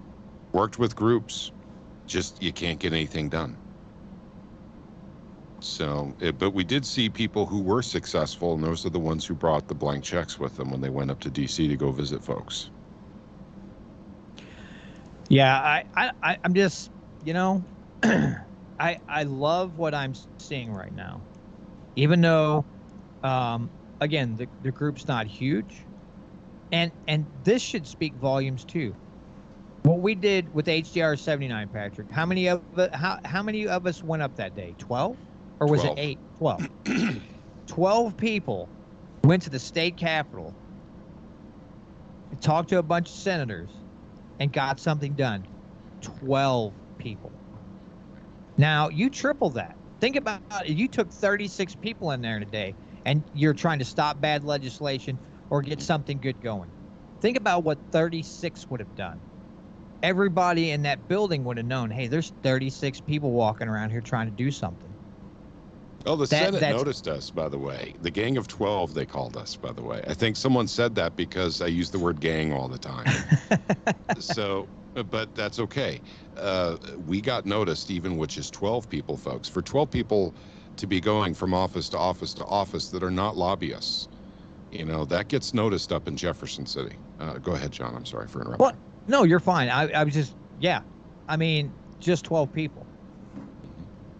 So double that. Just double that. 24. Walking in about the same time, standing in a huddle, and, you know, especially towards the opening of the day where you still have reps coming in and walking the halls, and they see 24 people standing together. And it's not a rally. It's 24 people standing together, formulating a game plan, who's going to go where. Some rep's going to be like, okay, there's 24 people. They're clearly not lobbyists. They're going to tell somebody else, hey, there's 24 people. We got a group here. I wonder what they're going to talk about. It's just a good thing we weren't at Martha's Vineyard. Otherwise, they would have called the National Guard. Sorry, go ahead, John. I just say, well, yeah, we did. Yeah, you're right. They've been like, there would have been buses pulling up and everybody like, who's the buses for? That's for you. You don't look like you belong here. You don't look like right. you got all this stuff. Yeah. But yeah, I had actually touched on that with Patrick beforehand. Like if you had 30 people, Patrick was saying that they can't read your minds, but for every one person, there's hundreds or thousands of people that one person think alike. Yeah, when Patrick tells the stories about SEPA, the phone calls hitting the Capitol on SEPA. Now, how many hundreds of phone calls that was, or thousands? You know, if 12 people can get things stirred up or you get, you can get to 24 or 36 or whatever in a day. That small amount of people walking around educating, because a lot of the people in the Senate were not up to snuff on was it HJR 132. That's They correct. didn't know about it. Patrick told them about it. He laid it out, and they were like, oh, they didn't understand it because it was on the House side. It died there. So just by doing that, say, hey, there's something way better that we could do next session if we just stop 79. And they're like, oh. And he lays it out, and then you see the light bulb come on. Literally, that's all it took. We didn't have to get on our knees and grovel. Yeah, and it's not like these guys were evil and all of them wanted 79 because, they're evil people. They didn't know there was a better option, as John said, and we educated them on the better option. And that was, I can't remember who wrote HJR 132 anymore. But you're right, John, because Plocker had prevented that from even hitting the floor. There was no perfection or debate on HJR 132, which was the better option for ballot initiative reformation. They just didn't know about it in the Senate. And how could they? 2,500 bills in Missouri in 2022. 2,500 bills between the House and the Senate. I mean, who could know all those? Right. That was Bill Kidd. Bill Kidd, thank you very much. That's correct. So yeah, I mean, it's just one of those things where, again, we didn't have this huge entourage of wealthy people walking around making it rain dollars on everybody's head. Literally just telling them, hey, there's something better out there they were unaware of, and they're like, oh, the light bulb kicks on, HJR 79 dies in the Senate. Mm-hmm. Problem solved.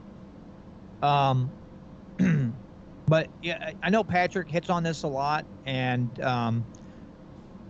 I don't mean to sit here and just go over the same thing over and over again, but I just want people to understand how important it is. Because Patrick's seen it. He's worn a T-shirt. I've been there. I've seen it. And I've seen these things go down. It's very enlightening. It's very eye-opening. And again, we all of us understand, especially with today's inflation and how everything is expensive as heck. A lot of people just don't want to take the day off because they need the money. And I understand that.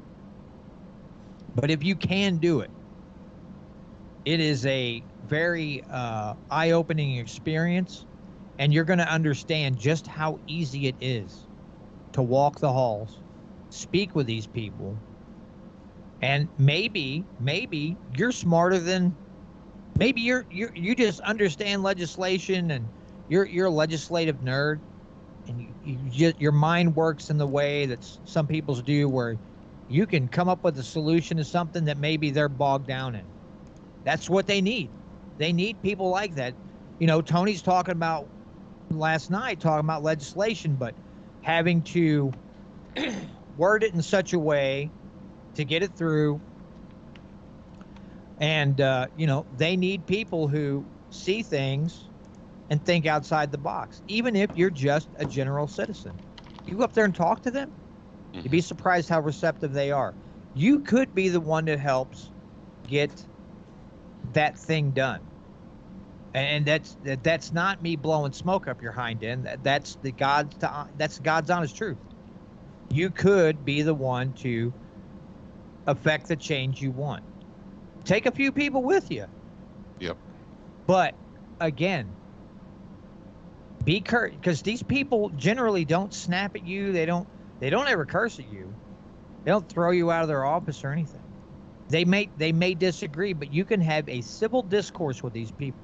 And that's the one thing you got to keep in mind. No matter how much your emotions get to you, how frustrated you are, or how passionate you are on a subject, just be civilized, and you're going to be surprised how well those discussions and dialogues go. Yep. Except for Lincoln Hub's office. I'm sorry. No, and I wasn't sure, so when I was talking to Tony last night, I didn't say his name. I just said we only had one guy the whole time who just said, we don't want to hear it. We don't want phone calls. We don't want Lincoln anything. Hub's office. And I wasn't sure if I should say his name, so I left it out. But yeah, Lincoln, let's call him, I think I'm going to call him Stinking Lincoln Huff. But, Stinking Lincoln.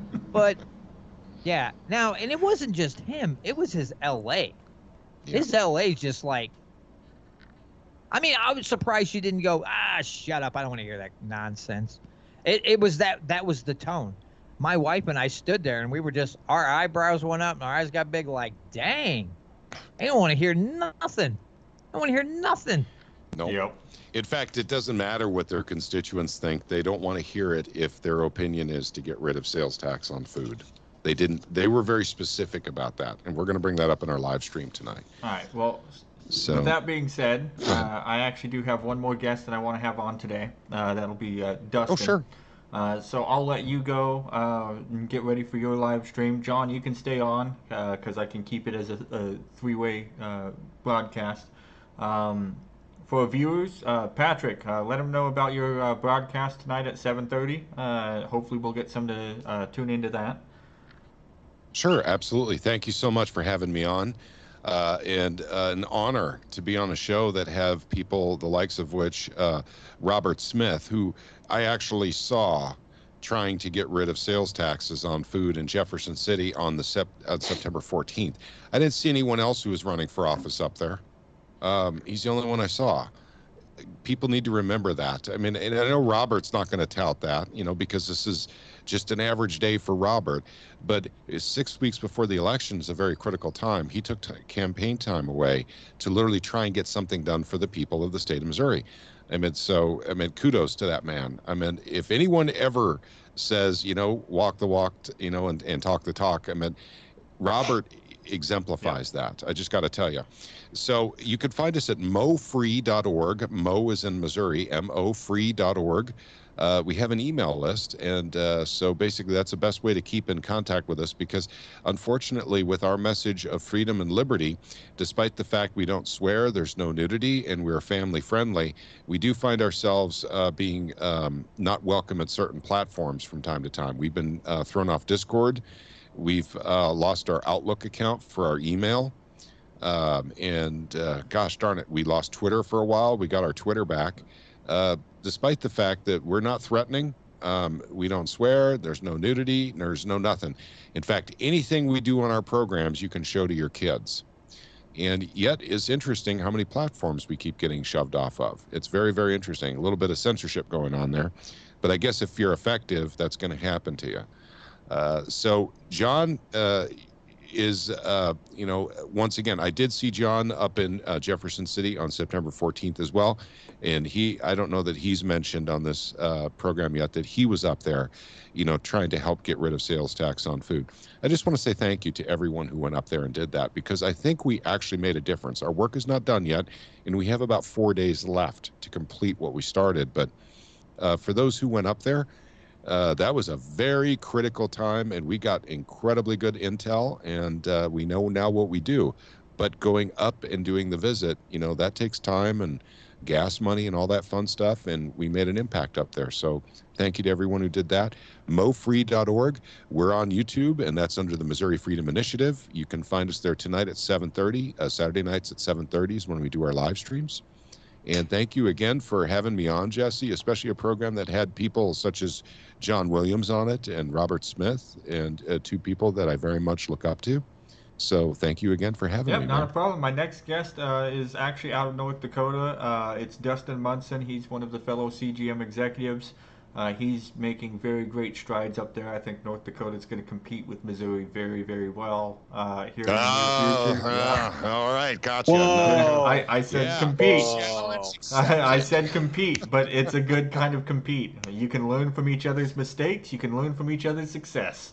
So absolutely. So yeah, thank you for having coming on today. And I know Dustin wants to meet you, so I'll get you guys linked up here in the near future as well. Awesome. Thank you, sir. You have a good day. You too. See you, John. See you, Patrick. Alrighty. For the viewers, I'll be getting Dustin on here in just a moment. And please check out Patrick Holland on his YouTube channel, Missouri Freedom Initiative, and check out his website. Great individual, great activist. He gets things done. And you can learn a lot even if you are not from Missouri. Reach out to him. He can teach you a lot of ways to make a difference in your state. And also feel free to check out John Williams' podcast. He's on Facebook and YouTube. We are also on Facebook and YouTube. I have the Constitutional Grassroots Movement on YouTube. Please check us out there. We need subscribers because Facebook will oftentimes shut me down for the same reasons that Patrick mentioned. No reason at all. So I have to have a secondary platform, grow viewership. You can hit the bell icon after you subscribe and it'll notify you anytime that I go live. And then we can have our discussions and keep everything going. And I am about to add Dustin to the call right now.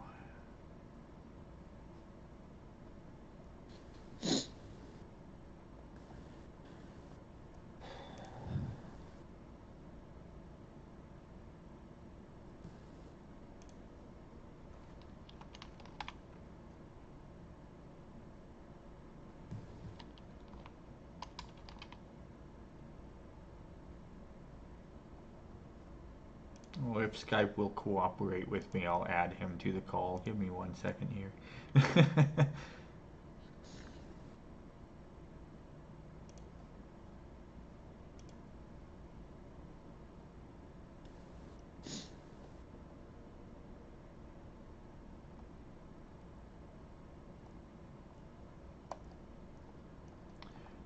You know what? I think I have an easier solution. I might have to end the call and recall John and then bring Dustin in because it's wanting me to bring Patrick back in. So give me 1 second, everyone, and I'll get John and Dustin back on.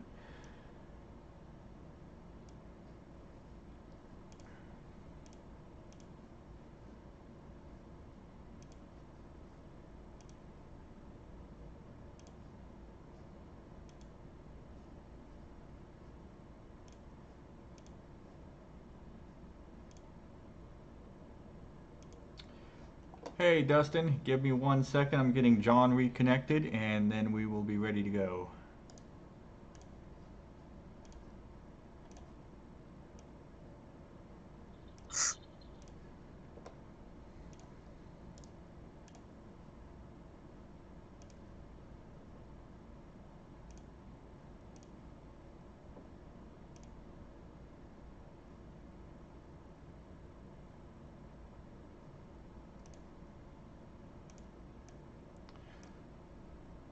Alrighty, fixing up the live stream now.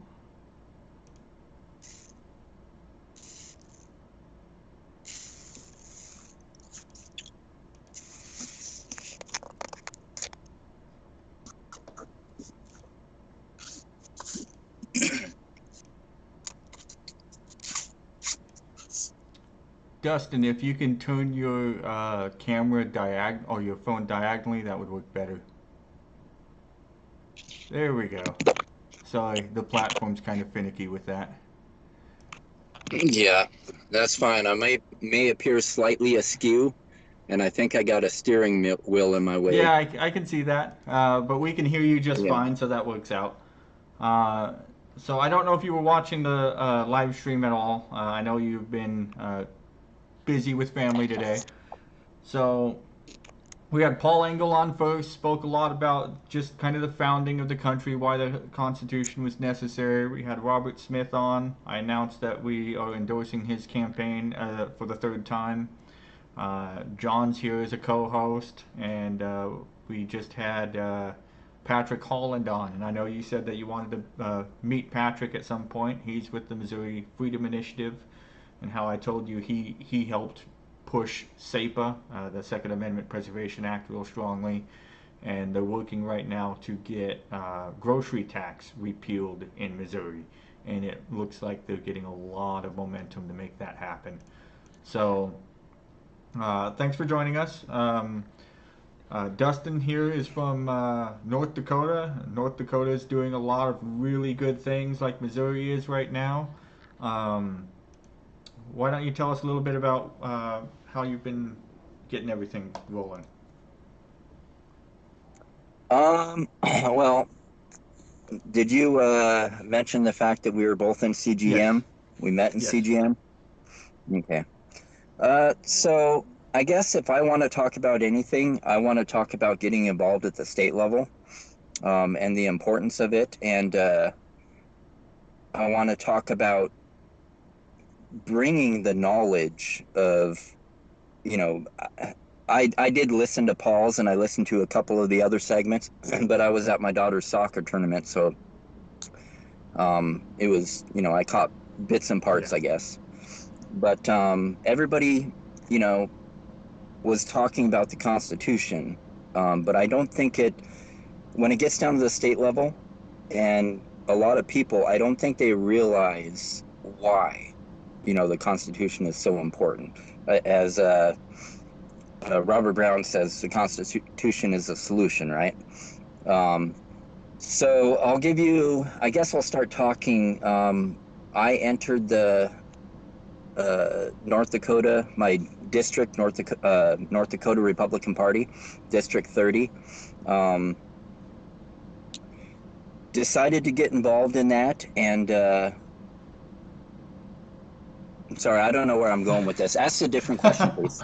Rephrase All it. right. I'm basically just asking, like, how North Dakota's been making real good improvements towards pushing towards the liberty and constitutional mind of things, and ways that you and others have been able to accomplish that. Going back, I would have to blame the whole thing on education, right? And I'd like to stress the importance of education at the state level. I don't think people really grasp why the Constitution is so important, right? For instance, the North Dakota Republican Party has a slogan that we're using this year. It's united as one. Now, I don't believe that because I'm actually a district vice chair. My son is the vice chair, or my son is the chair, and I know we're not united as one. But it started me to thinking, okay, how can we unite as one, right? And I don't really believe it's a coincidence that you have Democrats and democracy and Republicans and republic, right?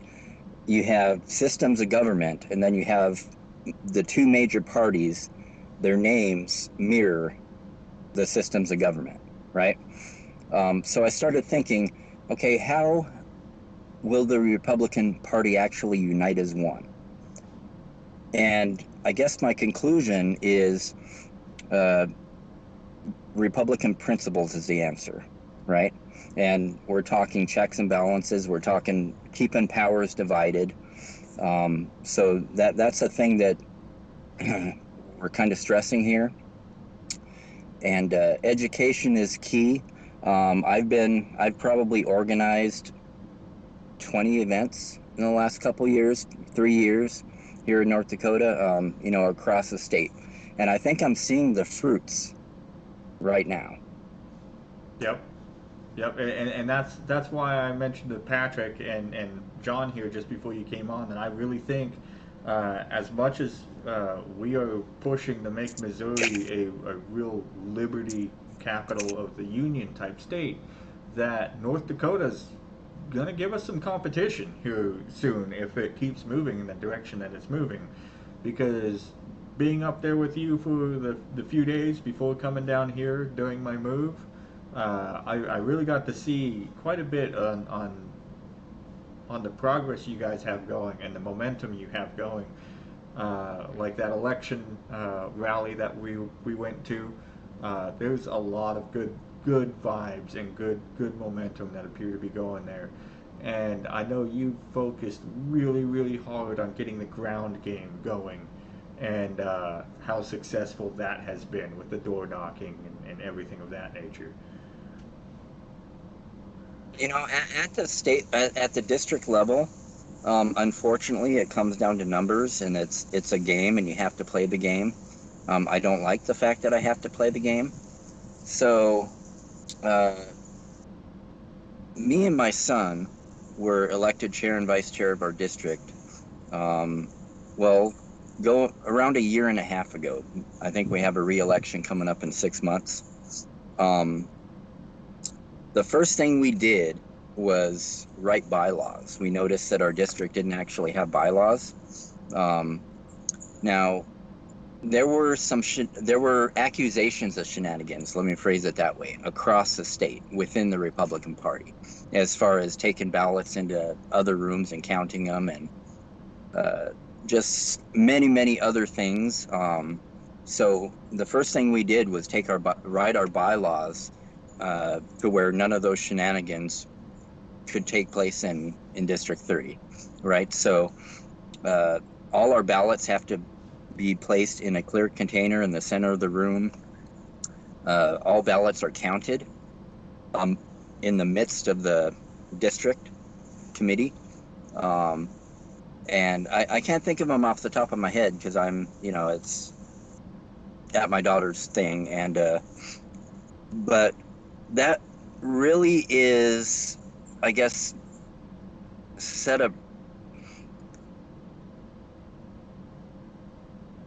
I would say that getting involved in your district and playing the game, although I'm against it, is necessary if you bring in the education and you actually educate people so they understand. Like, for instance, there's a lot of the youth that are getting involved. They're not necessarily constitutional, and they're not necessarily pushing the Constitution. They're more concerned with the issues, right? True. And I guess my argument to them has always been, okay, so if we focus on the issues and we have the majority, we're in the majority, and we're able to get our issues placed, we're going to have to stay busy the rest of our lives, because the next go round, the other side might have numbers and might get rid of everything we've done.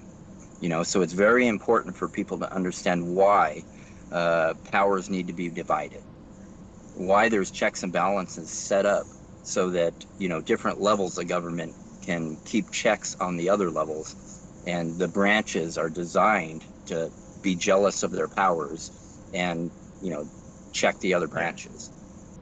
Yep, because it doesn't matter. Let's look at these last few administrations, for example, from Bush to Obama to Trump to Biden. What did all 4 administrations take turns doing? Repealing everything the administration before them did, and then implementing their nonsense, and then repealing the one's nonsense before them again, and then implementing their nonsense. And that is the problem with centralizing too much power in one system of government, or one body of government.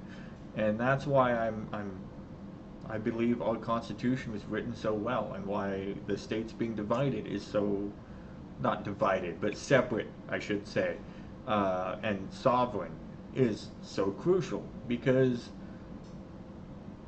North Dakotans don't have to worry about Minnesotans. They don't have to worry about South Dakotans. They don't have to worry about Montana. They don't have to worry about Washington or Washington, D.C. They just have to worry about North Dakota. Well, let me disagree with that. We do have to worry about Minnesotans, because you have a lot of liberal Minnesotans coming over into Fargo, North Dakota, and turning it whatever color it is. Fair enough. I mean, when you're talking about people migrating over into your state, I guess that does have an impact. We saw that happen in Washington State, from people in California and Oregon moving up into Washington and turning it so hard left blue that it chased me out of the state. And it chased a lot of people out of the state. I think I know close to 100 people that left Washington State after the last election cycle. And that's just the people I know. And I know, I was just talking with Patrick before John came on. I know more people on their way out I know more people that are on their way out, and I have 2 or 3 more from Washington coming to Missouri in the next year or so. Um, and it's sad. It's sad because Washington was such a beautiful state, but it's just so corrupt. So I definitely get that, having worried about Minnesota in that sense. But politically speaking, like you only have to take care of yourself when you have your state sovereign and pushing for its own legislation, its own rules, its own law, and not having to worry about what other states do or what Washington D.C. does. Because if you can take care of your own backyard, then why do you have to worry about your neighbor's backyard? Right. I guess many state legislatures don't realize that they have the power, that the states created the federal government. Yep.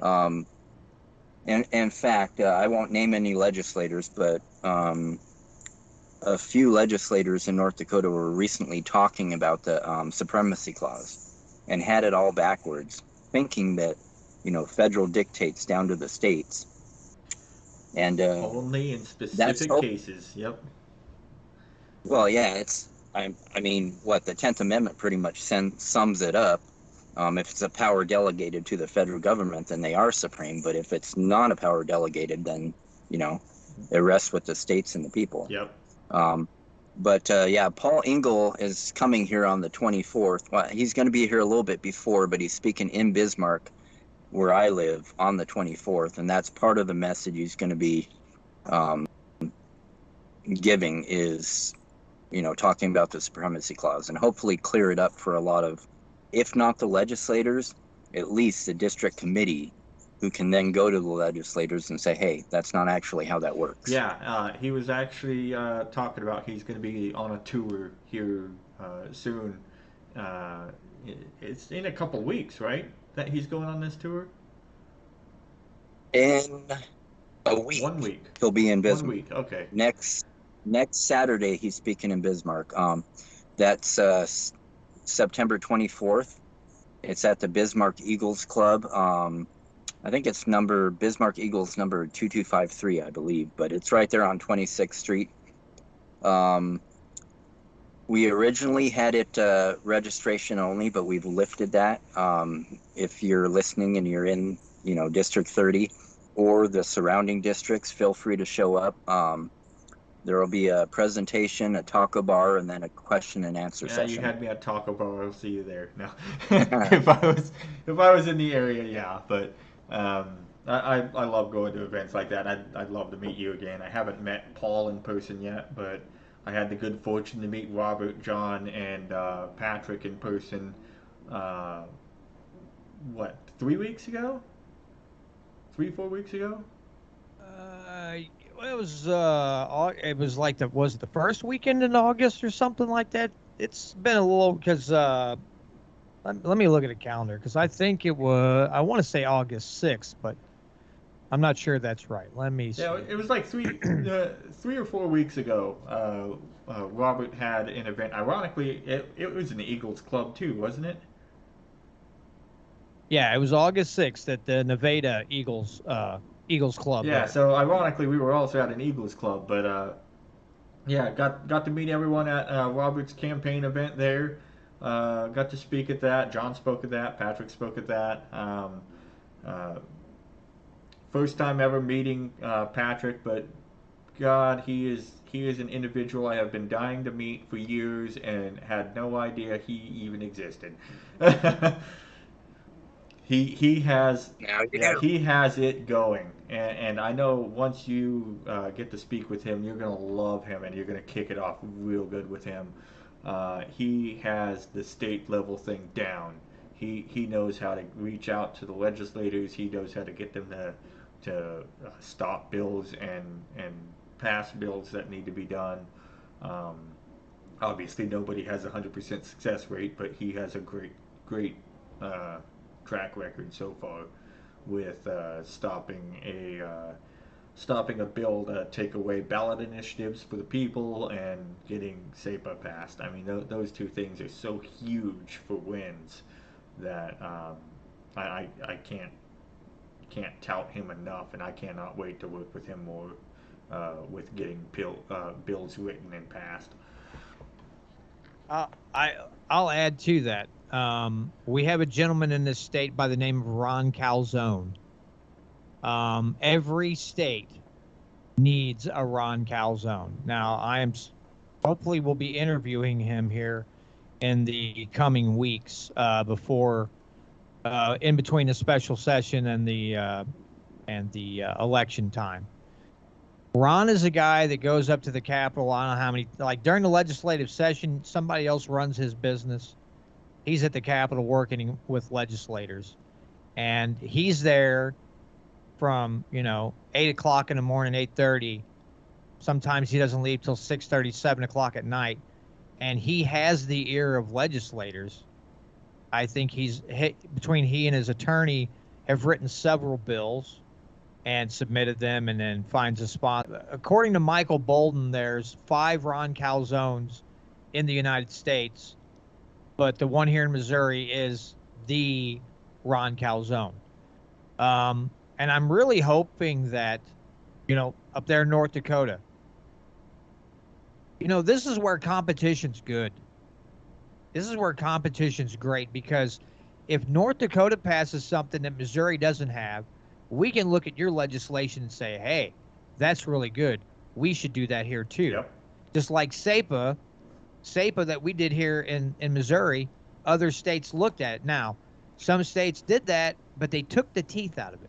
That's what makes our bill so good, is because $50,000 fine if you infringe on someone's Second Amendment rights. The $50,000 per person, I believe, whoever's involved. And a lot of states try to pass it, no teeth at all, and it's like it's just like a dog. It's a dog with no teeth. It's all bark. It's no bite. And also the fact that it gives the sheriffs the authority to arrest federal agents if they try to enforce it that's huge too.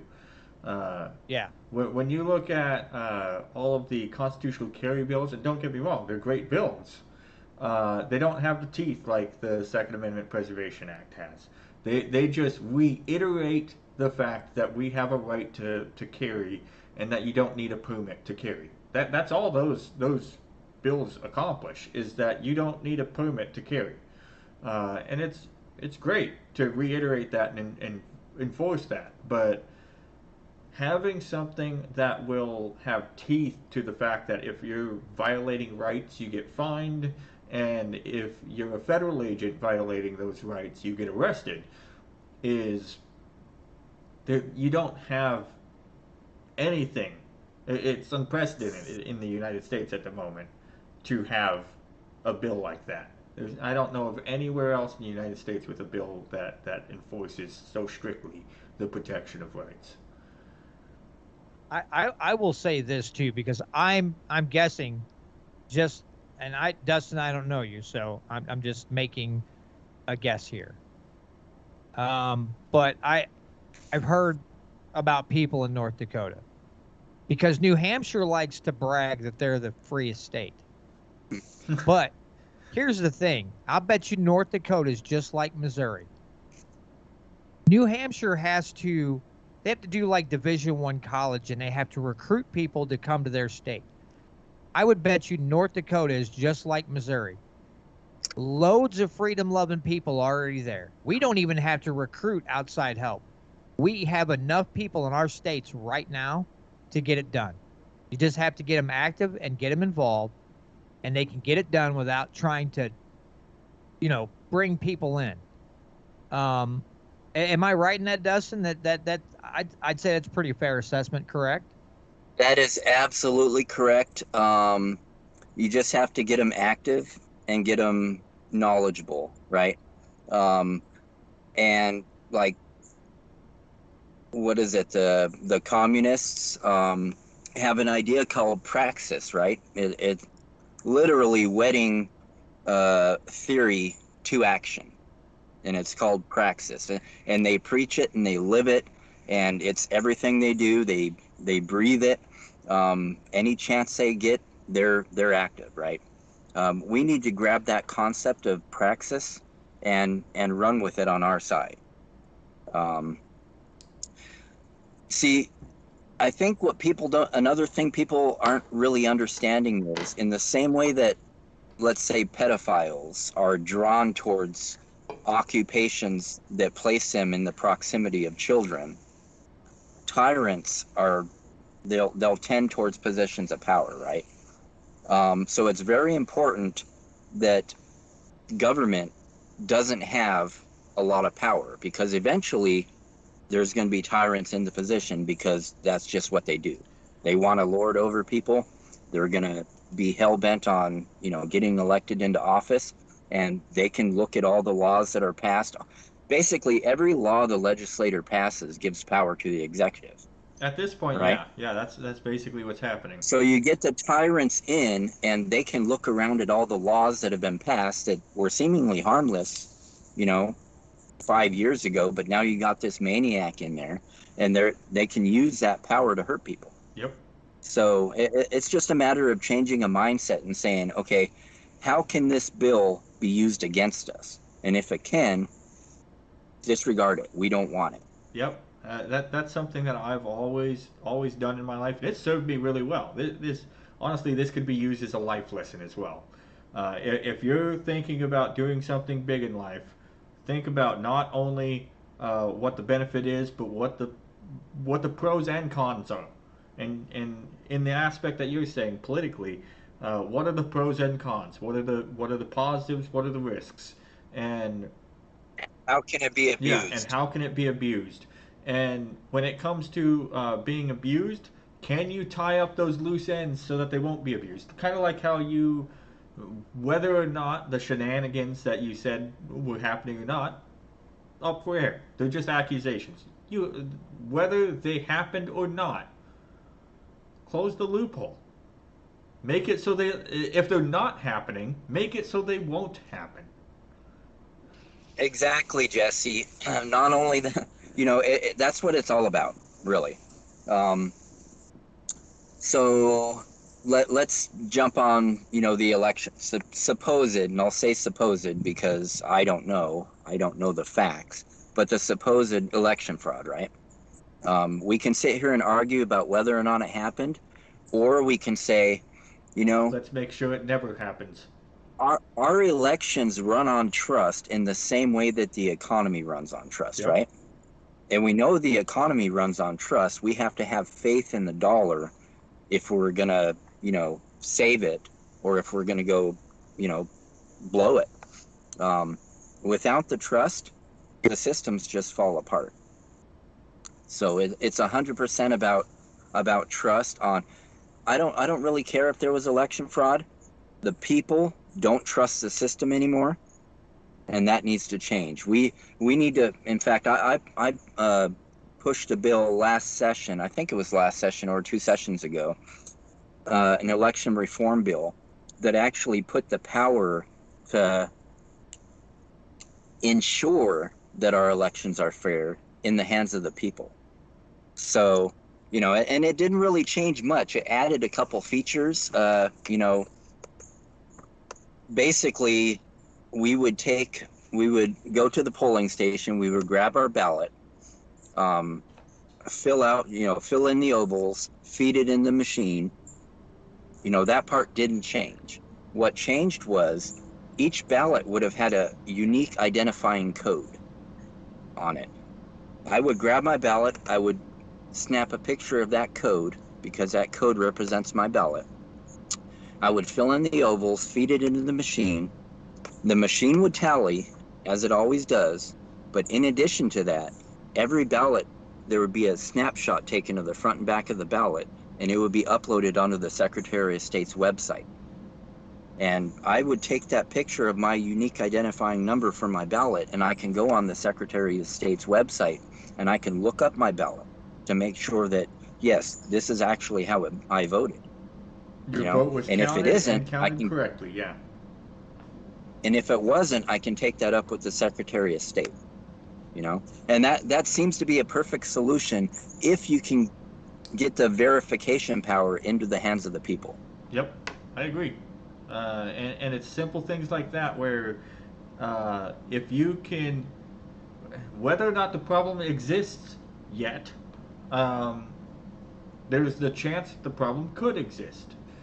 So tie up those loose ends. Make sure that it doesn't happen. If it's never happened yet, there's nothing guaranteeing that it never will. Exactly. And it's the same concept with like how laws can be abused. If you think about how a law can be abused, then you either tie up the loose ends, or if you cannot tie up the loose ends, take either an entirely different approach or drop it.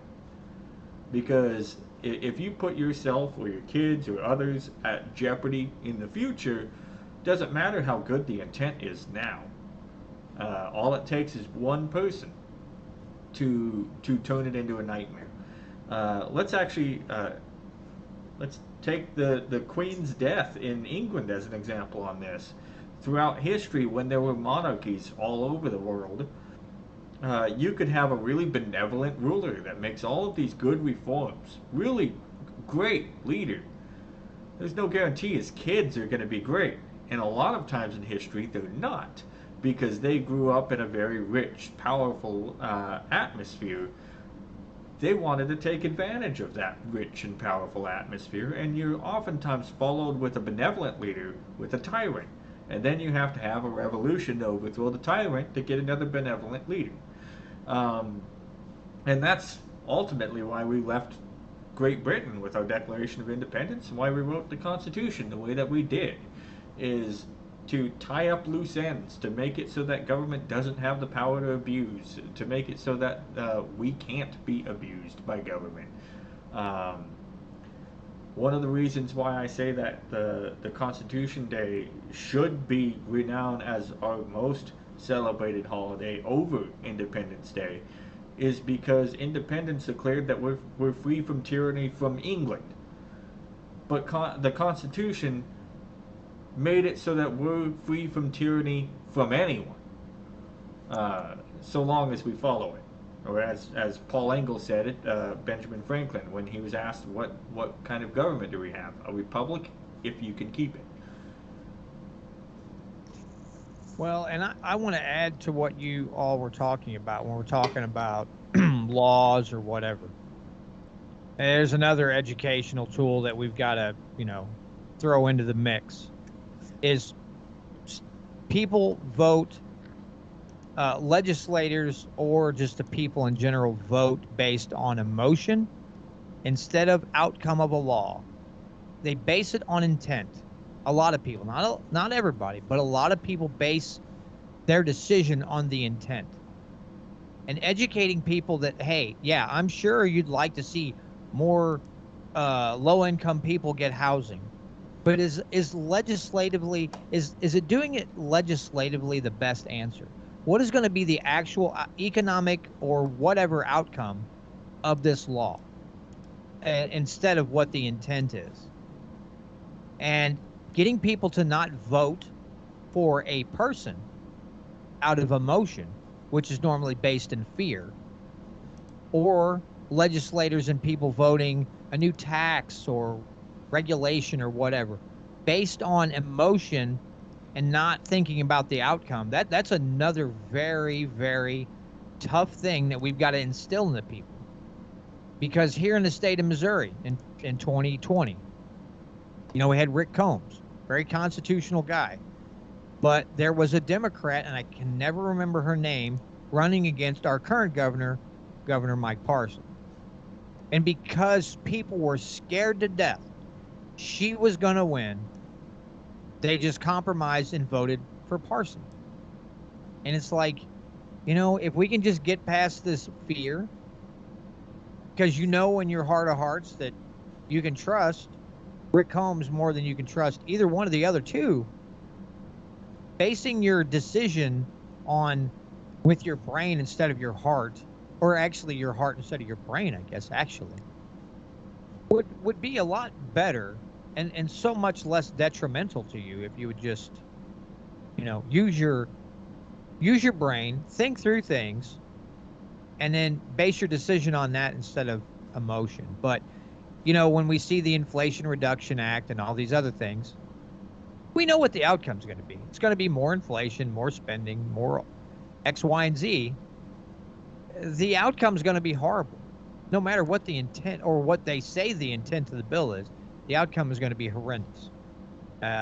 So I think that's another, it doesn't matter what state you live in, getting people to vote on what they know the outcome's going to be rather than the intent, that's a tough road to hoe. Yeah, and with that being said, it looks like we've lost Dustin. I don't know if he just lost connection or what, since he's not at his house. But with that being said, I mean, something that I have seen time and time again is not just voting on emotion, but voting for instant gratification. They want it, and they want it now. It doesn't matter if what they want is a good thing. It doesn't matter if the intent is good. It doesn't matter if they don't want, expect, or any kind of abuse. When you go for instant gratification, especially in politics, it's going to bite you in the ass, because you will have so many loopholes, so many catches that you don't expect, that it's going to bite you in the ass. When our founding fathers wrote our Constitution the way that they did, this is one of the reasons why I cannot stand Woodrow Wilson or FDR. Our founding fathers set up a system of government that would make you think it out, make you debate it, make it so you don't just instant gratification or knee-jerk reaction. Let's say, well, actually, let's take this to an extreme as an example.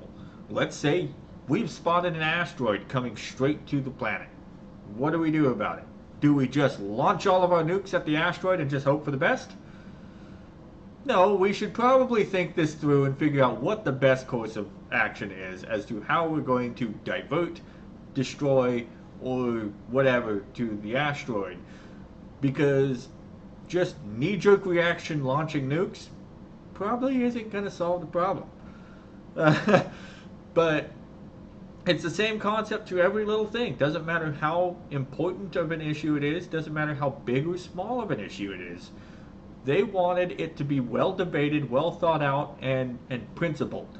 They didn't want it to be knee-jerk reaction and then have all of these loopholes, all of these problems, and everything else. And Woodrow Wilson hated that. Hated that. He even spoke adamantly against how there are roadblocks to every little thing that he wanted to get accomplished. And that was with intent. And I just now realized that your stream messed up. So let me fix that real quick.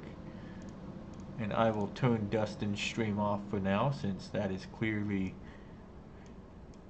not working. I'll just put you in the large slot for now. So, yeah, I mean, the entire intent was to have a slow process. And it worked for many reasons. One, you don't get the knee-jerk reactions. You can't just force through crappy legislation, crappy bills, or otherwise on accident. And in addition to that, it made it so that you don't have scenarios where, like in modern day, you have, we've already spoken about this, but this is something that our founding fathers tried to prevent. You don't have President Bush pass this thing or force through this thing only to have President Obama take it away, only to have Trump re-implement it or take away what Obama did, and the list just goes on and on. They didn't want to have all of these knee-jerk reactions going back and forth. They didn't want rapid change. And it's also part of why they had our judiciary appointed for life as long as they are in good standing. A lot of people ignore that the Article 3 says in good standing. Now we have to hold them to that good standing. There's one judge that was ever put up for impeachment in U.S. history, and it was in early U.S. history. It was within the first 50 years of our history, if I remember correctly. But I don't remember the name of the judge or who was president during that time. But I do know that there was one judge that was up for impeachment in U.S. history because they saw him as not in good standing. And the intent behind that was the same thing. You want your Supreme Court to be the best of the best, and you don't want rapid change. You don't want a generational change where the Supreme Court could just rapidly change the fabric of this country. And it's another reason why they limited the Supreme Court to what types of cases they could see, because as Thomas Jefferson said, the Supreme Court is not the ultimate arbiter of the Constitution. I've said this on your podcast many times. The Supreme Court is not the ultimate arbiter of the Constitution. The Supreme Court is no less human than anyone else. They carry with them the same principles of power, the same principle of party. They carry with them the same ambitions of any other man. If they're in a position that they can radically change this country and they want to do it, they'll do it. Just like Dustin said, if you put power in a certain place, it'll attract tyrants. And they did not want the Supreme Court, especially with how dangerous their powers are in being appointed for life. They did not want them to have so much power that they could radically change the fabric of a country overnight. Yeah, I don't know. Again, this state is headed in a good direction. It is. But we still have so much work to do. I mean, just so much work to do as far as really education. And it's not just education, really. It's getting people active. We do have a lot of people who just think, well, you can, you all handle that, and I'll just, I'll sit back and watch. What are you going to do if we just decided one day, yeah, we're done with this? We're not doing this anymore. We're tired of being the only ones, which, again, I'm not saying that's going to happen. But you do see it in other groups. They're like, I don't know why we keep doing this. This is stupid. Why do we keep doing all these things? And we're not getting any help. What is the deal? Yep. But education is really the that key. was a common theme with every single one of our guests today. I wish you didn't have to work today, because I know you would have really enjoyed the rest of this show.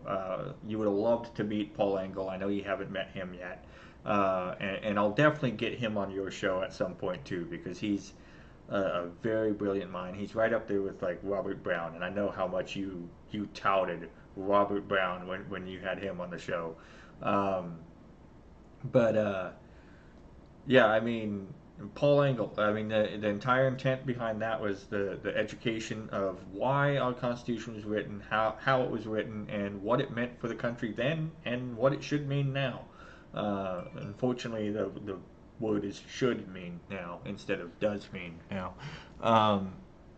But then there's Robert Brown. He spoke so much about education and getting people involved, and Patrick, you know what he does. You've worked with him firsthand already. I was really hoping to get Matt Gertler out of Georgia on here. He's a former Georgia representative. He ran for U.S. House last election cycle and unfortunately lost to an establishment candidate. Matt had the CGM endorsement for the U.S. House seat because he was the only constitutional representative in Georgia that would say no to bad bills. He was the only representative that would stand up and say no. He was the only one that would. I mean, you would have Democrats and Republicans voting unanimously if it wasn't for him being the only no vote on so many bills. And he was a big part of passing constitutional carry in Georgia, which, as I mentioned, it's a great bill. It's a huge step in the right direction, but SEPA takes it that extra step, and it's a much needed step that more states need to take. But I love how Missouri has learned from what other states have done, and they've applied it. And it's great, and that's one of the biggest reasons why I love the way our republic is formed. Because if you have 50 states coming up with different solutions for different things, you'll see which ones work and which ones don't. You'll see which ways are best and which ways are worst. And you can look at the best way and see how can we improve on this. And you can just create this chain reaction of getting better and better and better. And unfortunately right now we put so much emphasis on the federal level, trying to get them to apply this one-size-fits-all policy on everything, that nothing works.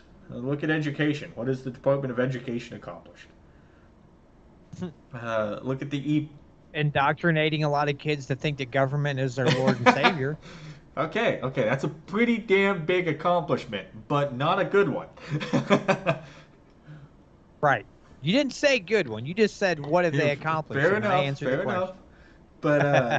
But yeah, I mean, it just speaks volumes. The one size fits all doesn't work. It just doesn't. Healthcare. What has Obamacare accomplished? It's made everything more expensive.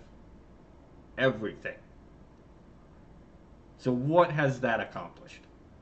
And it's ironic, actually, now that I mentioned that. You look at Obamacare, its real title being Affordable Care Act. There's nothing effing affordable about that. I'm sorry. It's like they intentionally name things the opposite of what they are. Look at the Patriot Act during President Bush. What is patriotic about that act violating the Constitution and people's rights? Patriotism, yeah. Well, it's the blind patriotism. My country, good or bad, not going to say anything, just go along with it. Yeah. And there's so much hero worship. People are overly patriotic. And that sounds weird to say, but they're overly patriotic. They will not. And this is, I'm not talking about the idiots who are collecting government welfare while stomping on the flag, which is kind of like weird. Like, if you hate your country so much, why are you taking the money? I'm talking about the other side of the aisle that doesn't want to seem unpatriotic. You know, whether it's because of criticism or it's because they just think, well, I live in the greatest country in the world, and yeah, we do some weird, wacky stuff, but at least I don't live in Russia. You might live in a version of Russia if you're not careful, you goofball. You know, that kind of thing. Over patriotic. You know, you raise a good point. There's so many founding father quotes with regards to this too. George Washington, guard against the impostures of pretended patriotism. What you're describing isn't patriotism. It's more nationalism than it is patriotism.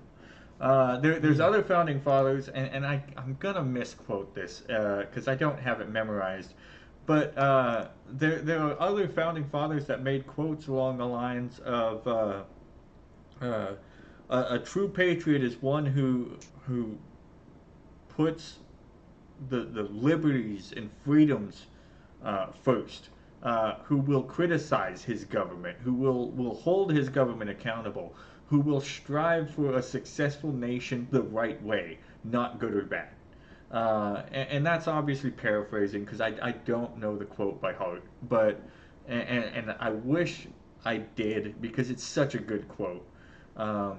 Samuel Adams had a good one. I did a quick search and I didn't find the one I wanted. Samuel Adams, for true patriots to be silent is dangerous. That's what led us to the situation we have now. For true patriots to remain silent is dangerous. Samuel Adams. And you mentioned how Missouri's going the right direction right now. That's because we finally have true patriots, true liberty lovers, freedom lovers that want to do good, have the right thing done to preserve our liberty, are finally standing up. They're finally getting educated. They're finally taking action to make these things happen. And the reason why Missouri has such a long way to go is the same reason every state has such a long way to go right now. True patriots remain silent for too long. And we have too many kids in what my friends call the public fool system, indoctrinating them. And so now you have to battle against that too. Yep. So it's not just educating adults. It's getting your kids' mind pulled out of the government gutter and teaching them that they don't have to feed at the same trough that the people who feel entitled to everything do. They can create their own trough, one that, or their own food source, their own way of doing things that incorporates a more sovereign, free self instead of a collective way of thinking. Now, there's nothing wrong with collectively thinking about protecting other people's freedoms, but there sure is, well, we're all the same and we're all equal no matter what, and blah, blah, blah. Therefore leads to the downfall of a country. But the government has stacked the odds in our favor, or hasn't stacked the odds in our favor. It's stacked the odds in their favor. Yep. With all these things. And now, not only do we have to try to fix what they've broken, but we also have to educate people. We have to get people to do 180s. It's not, oh, well, you changed my mind. No, it has to be a reversal, a complete reversal of the track that they're on. Yep. And that is no small task. But again, COVID helped with that. A lot of people finally saw how far their government would go, how far they would overstep. I don't know how many candidates here in Missouri running for state rep or Senate ran and put their name in because of what they saw their local governments do during COVID. I have two things to say on that topic. The first one, in Washington State, actually, they passed a constitutional amendment, and I fought so hard to prevent this amendment. I told so many people, vote no, because it was a ballot initiative. It was actually a ballot initiative to do this amendment. And I cannot believe the margin that it passed on. It passed on by almost 70%. It was an emergency powers amendment to give Congress and the governor more power in Washington during emergencies. And lo and behold, the very next year, COVID. And what did they abuse? I'll give you three guesses. Well, and here in Missouri, someone proposed expanding the health department's power, and people got all kinds of bent out of shape, rightfully so, and they backed off real quick. Yep. When that came around, in fact, the head of was it Health and Human Services or whatever, apparently his wife is director in Illinois, and the governor wanted to, I guess, kind of reconfirm his position, and people showed up at the Capitol and said, ain't no way, we don't want that guy in here anymore. That guy ended up resigning and leaving. They had to find somebody else, especially when they found out who his wife was and the policies she implemented. Yeah, people threw a fit, and Parson got a little irritated, but the Senate and stuff's like, dude, we don't want this guy anymore. He got a little upset, but the guy's like, you know what? I'm just going to resign. I'm going to leave. And they had to find somebody else. And I'm like, good. That's, you know. So again, Jesse, it's great that you moved here. You're gonna see firsthand. Now, again, we have the same kind of people that a lot of other states have. This nationalist, this statist type of mentality. But man, we got a lot of people right now who are working for the betterment of everyone, and not in a socialist way, but a freedom way. But we still need help. We need more volunteers. We need, and again, you don't have to go to Jeff City. It does help. Literally take 2 minutes out of your day when you know there's a popular bill that would be good for everybody. You know, this equal representation under the law type of thing. It's going to benefit. You get to keep more money. You get to make more choices, whatever.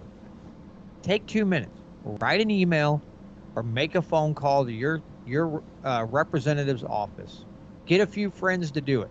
When they know that you know about the bill, it changes a lot of things for them, because they're like, uh-oh, they know. Especially if you can go to them with details on the bill and say why you are against it. If you call them and say, don't vote for Bill 1, they'll be like, why? I just don't want you voting for Bill 1. They'll probably disregard you if you just do that. They'll be like, whatever, this guy, he's just being an ass. But if you look into the bill at all, see why you don't like the bill, and you can articulate why you don't like the bill, especially if you can do that in numbers, they'll know that you know why this bill is bad. You're not just saying don't vote for it because my party said don't vote for it. If you know why you don't want them voting for it, they will listen. And the other thing I was going to mention with regards to what you were saying was how the government just totally took over education, basically brainwashed everyone.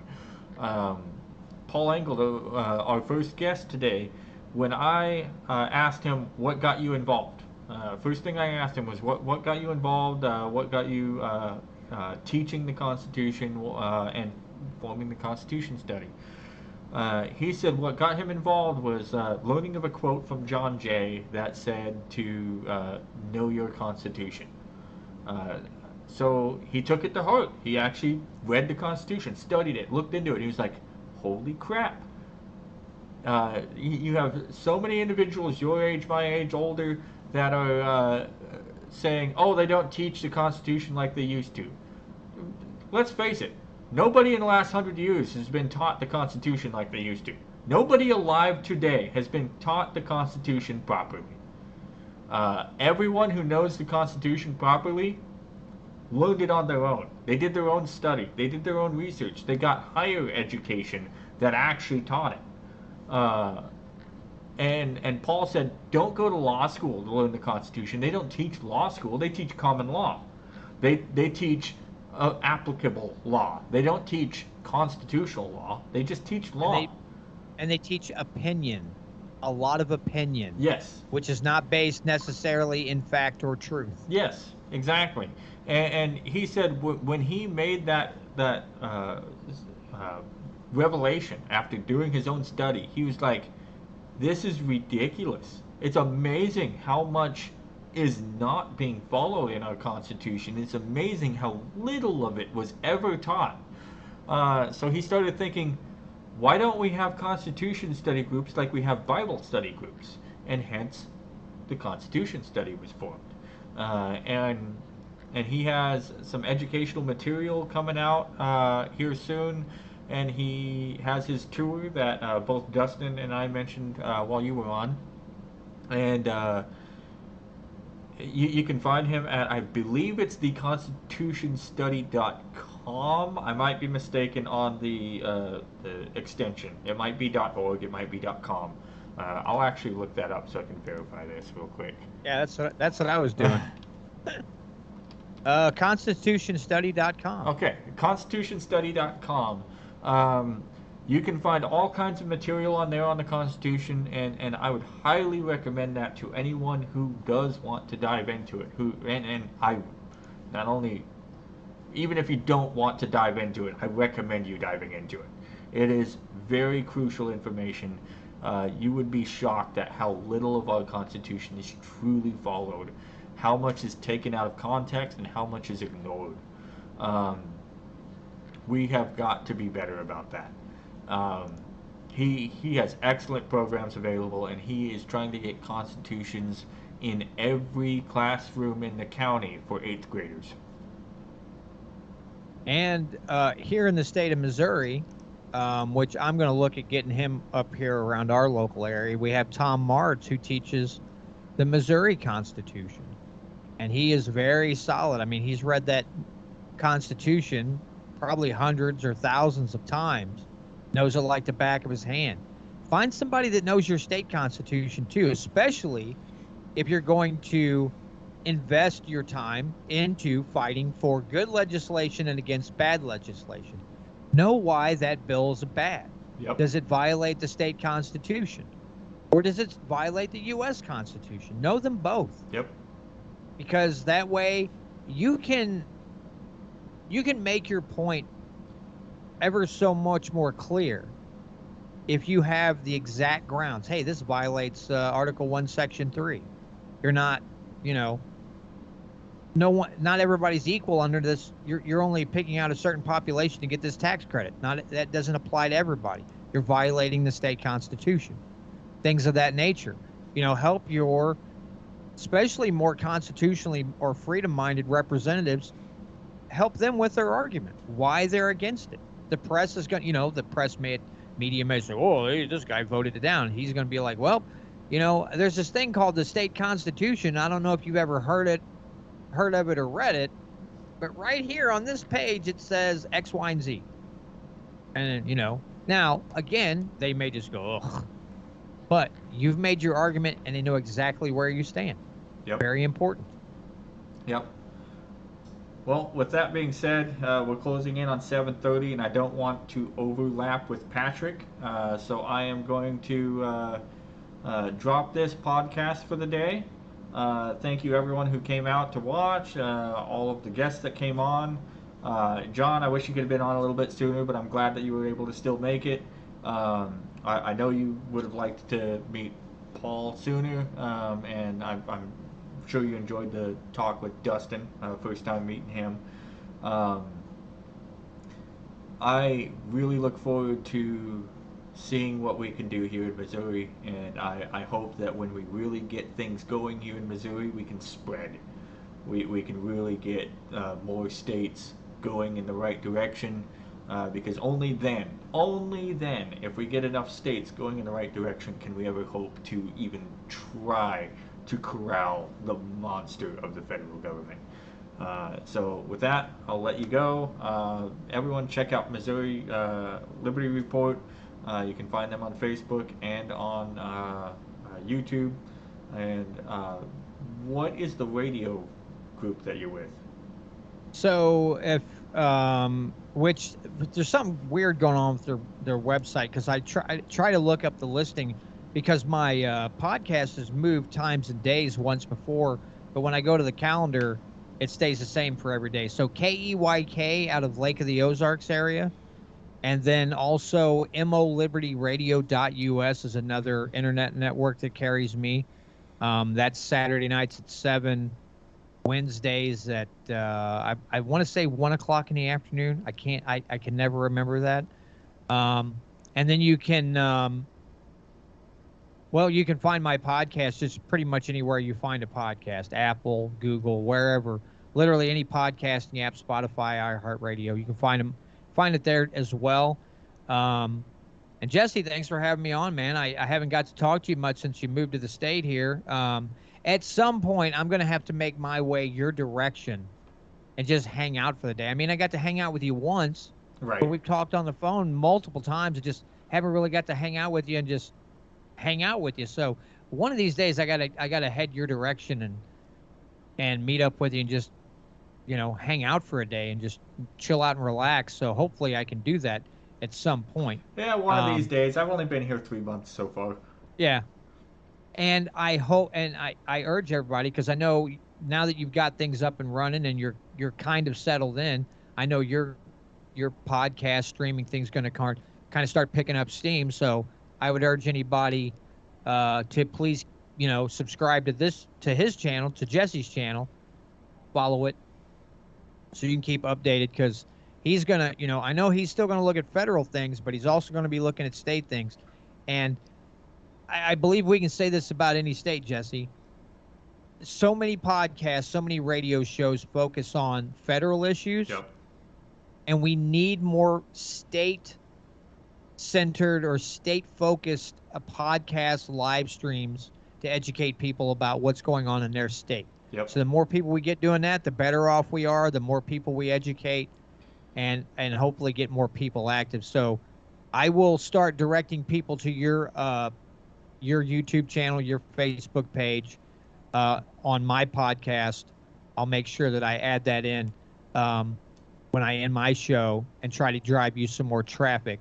And I'll try to drive some people from Patrick's group your way, get them start watching your videos, get you some more views and things like that. And we'll just start all coming together and doing things the right way, man. Yeah, if the three of us keep working together and just self-promoting each other, I think we'll see things really start to take off here very quickly. But all right, thanks for coming on. I'll let you go, and I'll speak with my audience for just a little bit longer and send them off towards Patrick. All right, man. Have a great night, Jesse. I really appreciate it. You as well. Take care, buddy. You too.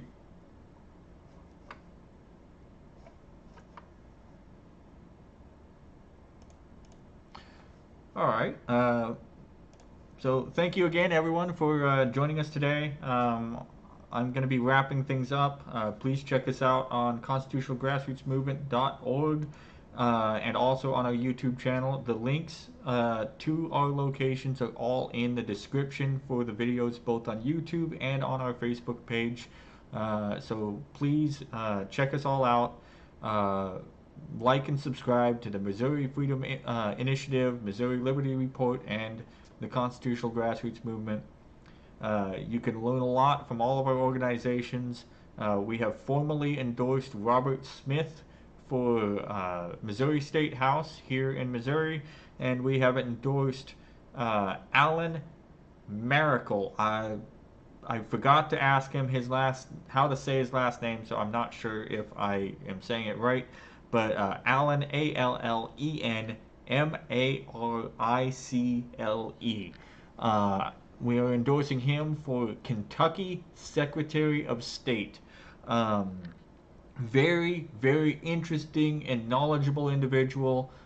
Very happy to have met him and spoke with him, and glad that he filled out our questionnaire, because he is a solid candidate. And I really hope that he can take out the incumbent in Kentucky, because I can't think of anyone who would be a better Secretary of State than Alan Maracle. So with further ado, I am going to call it a night and get a little bit of rest for tomorrow, and have a good night. Happy Constitution Day, everyone. Please make sure to check out the Missouri Freedom Initiative.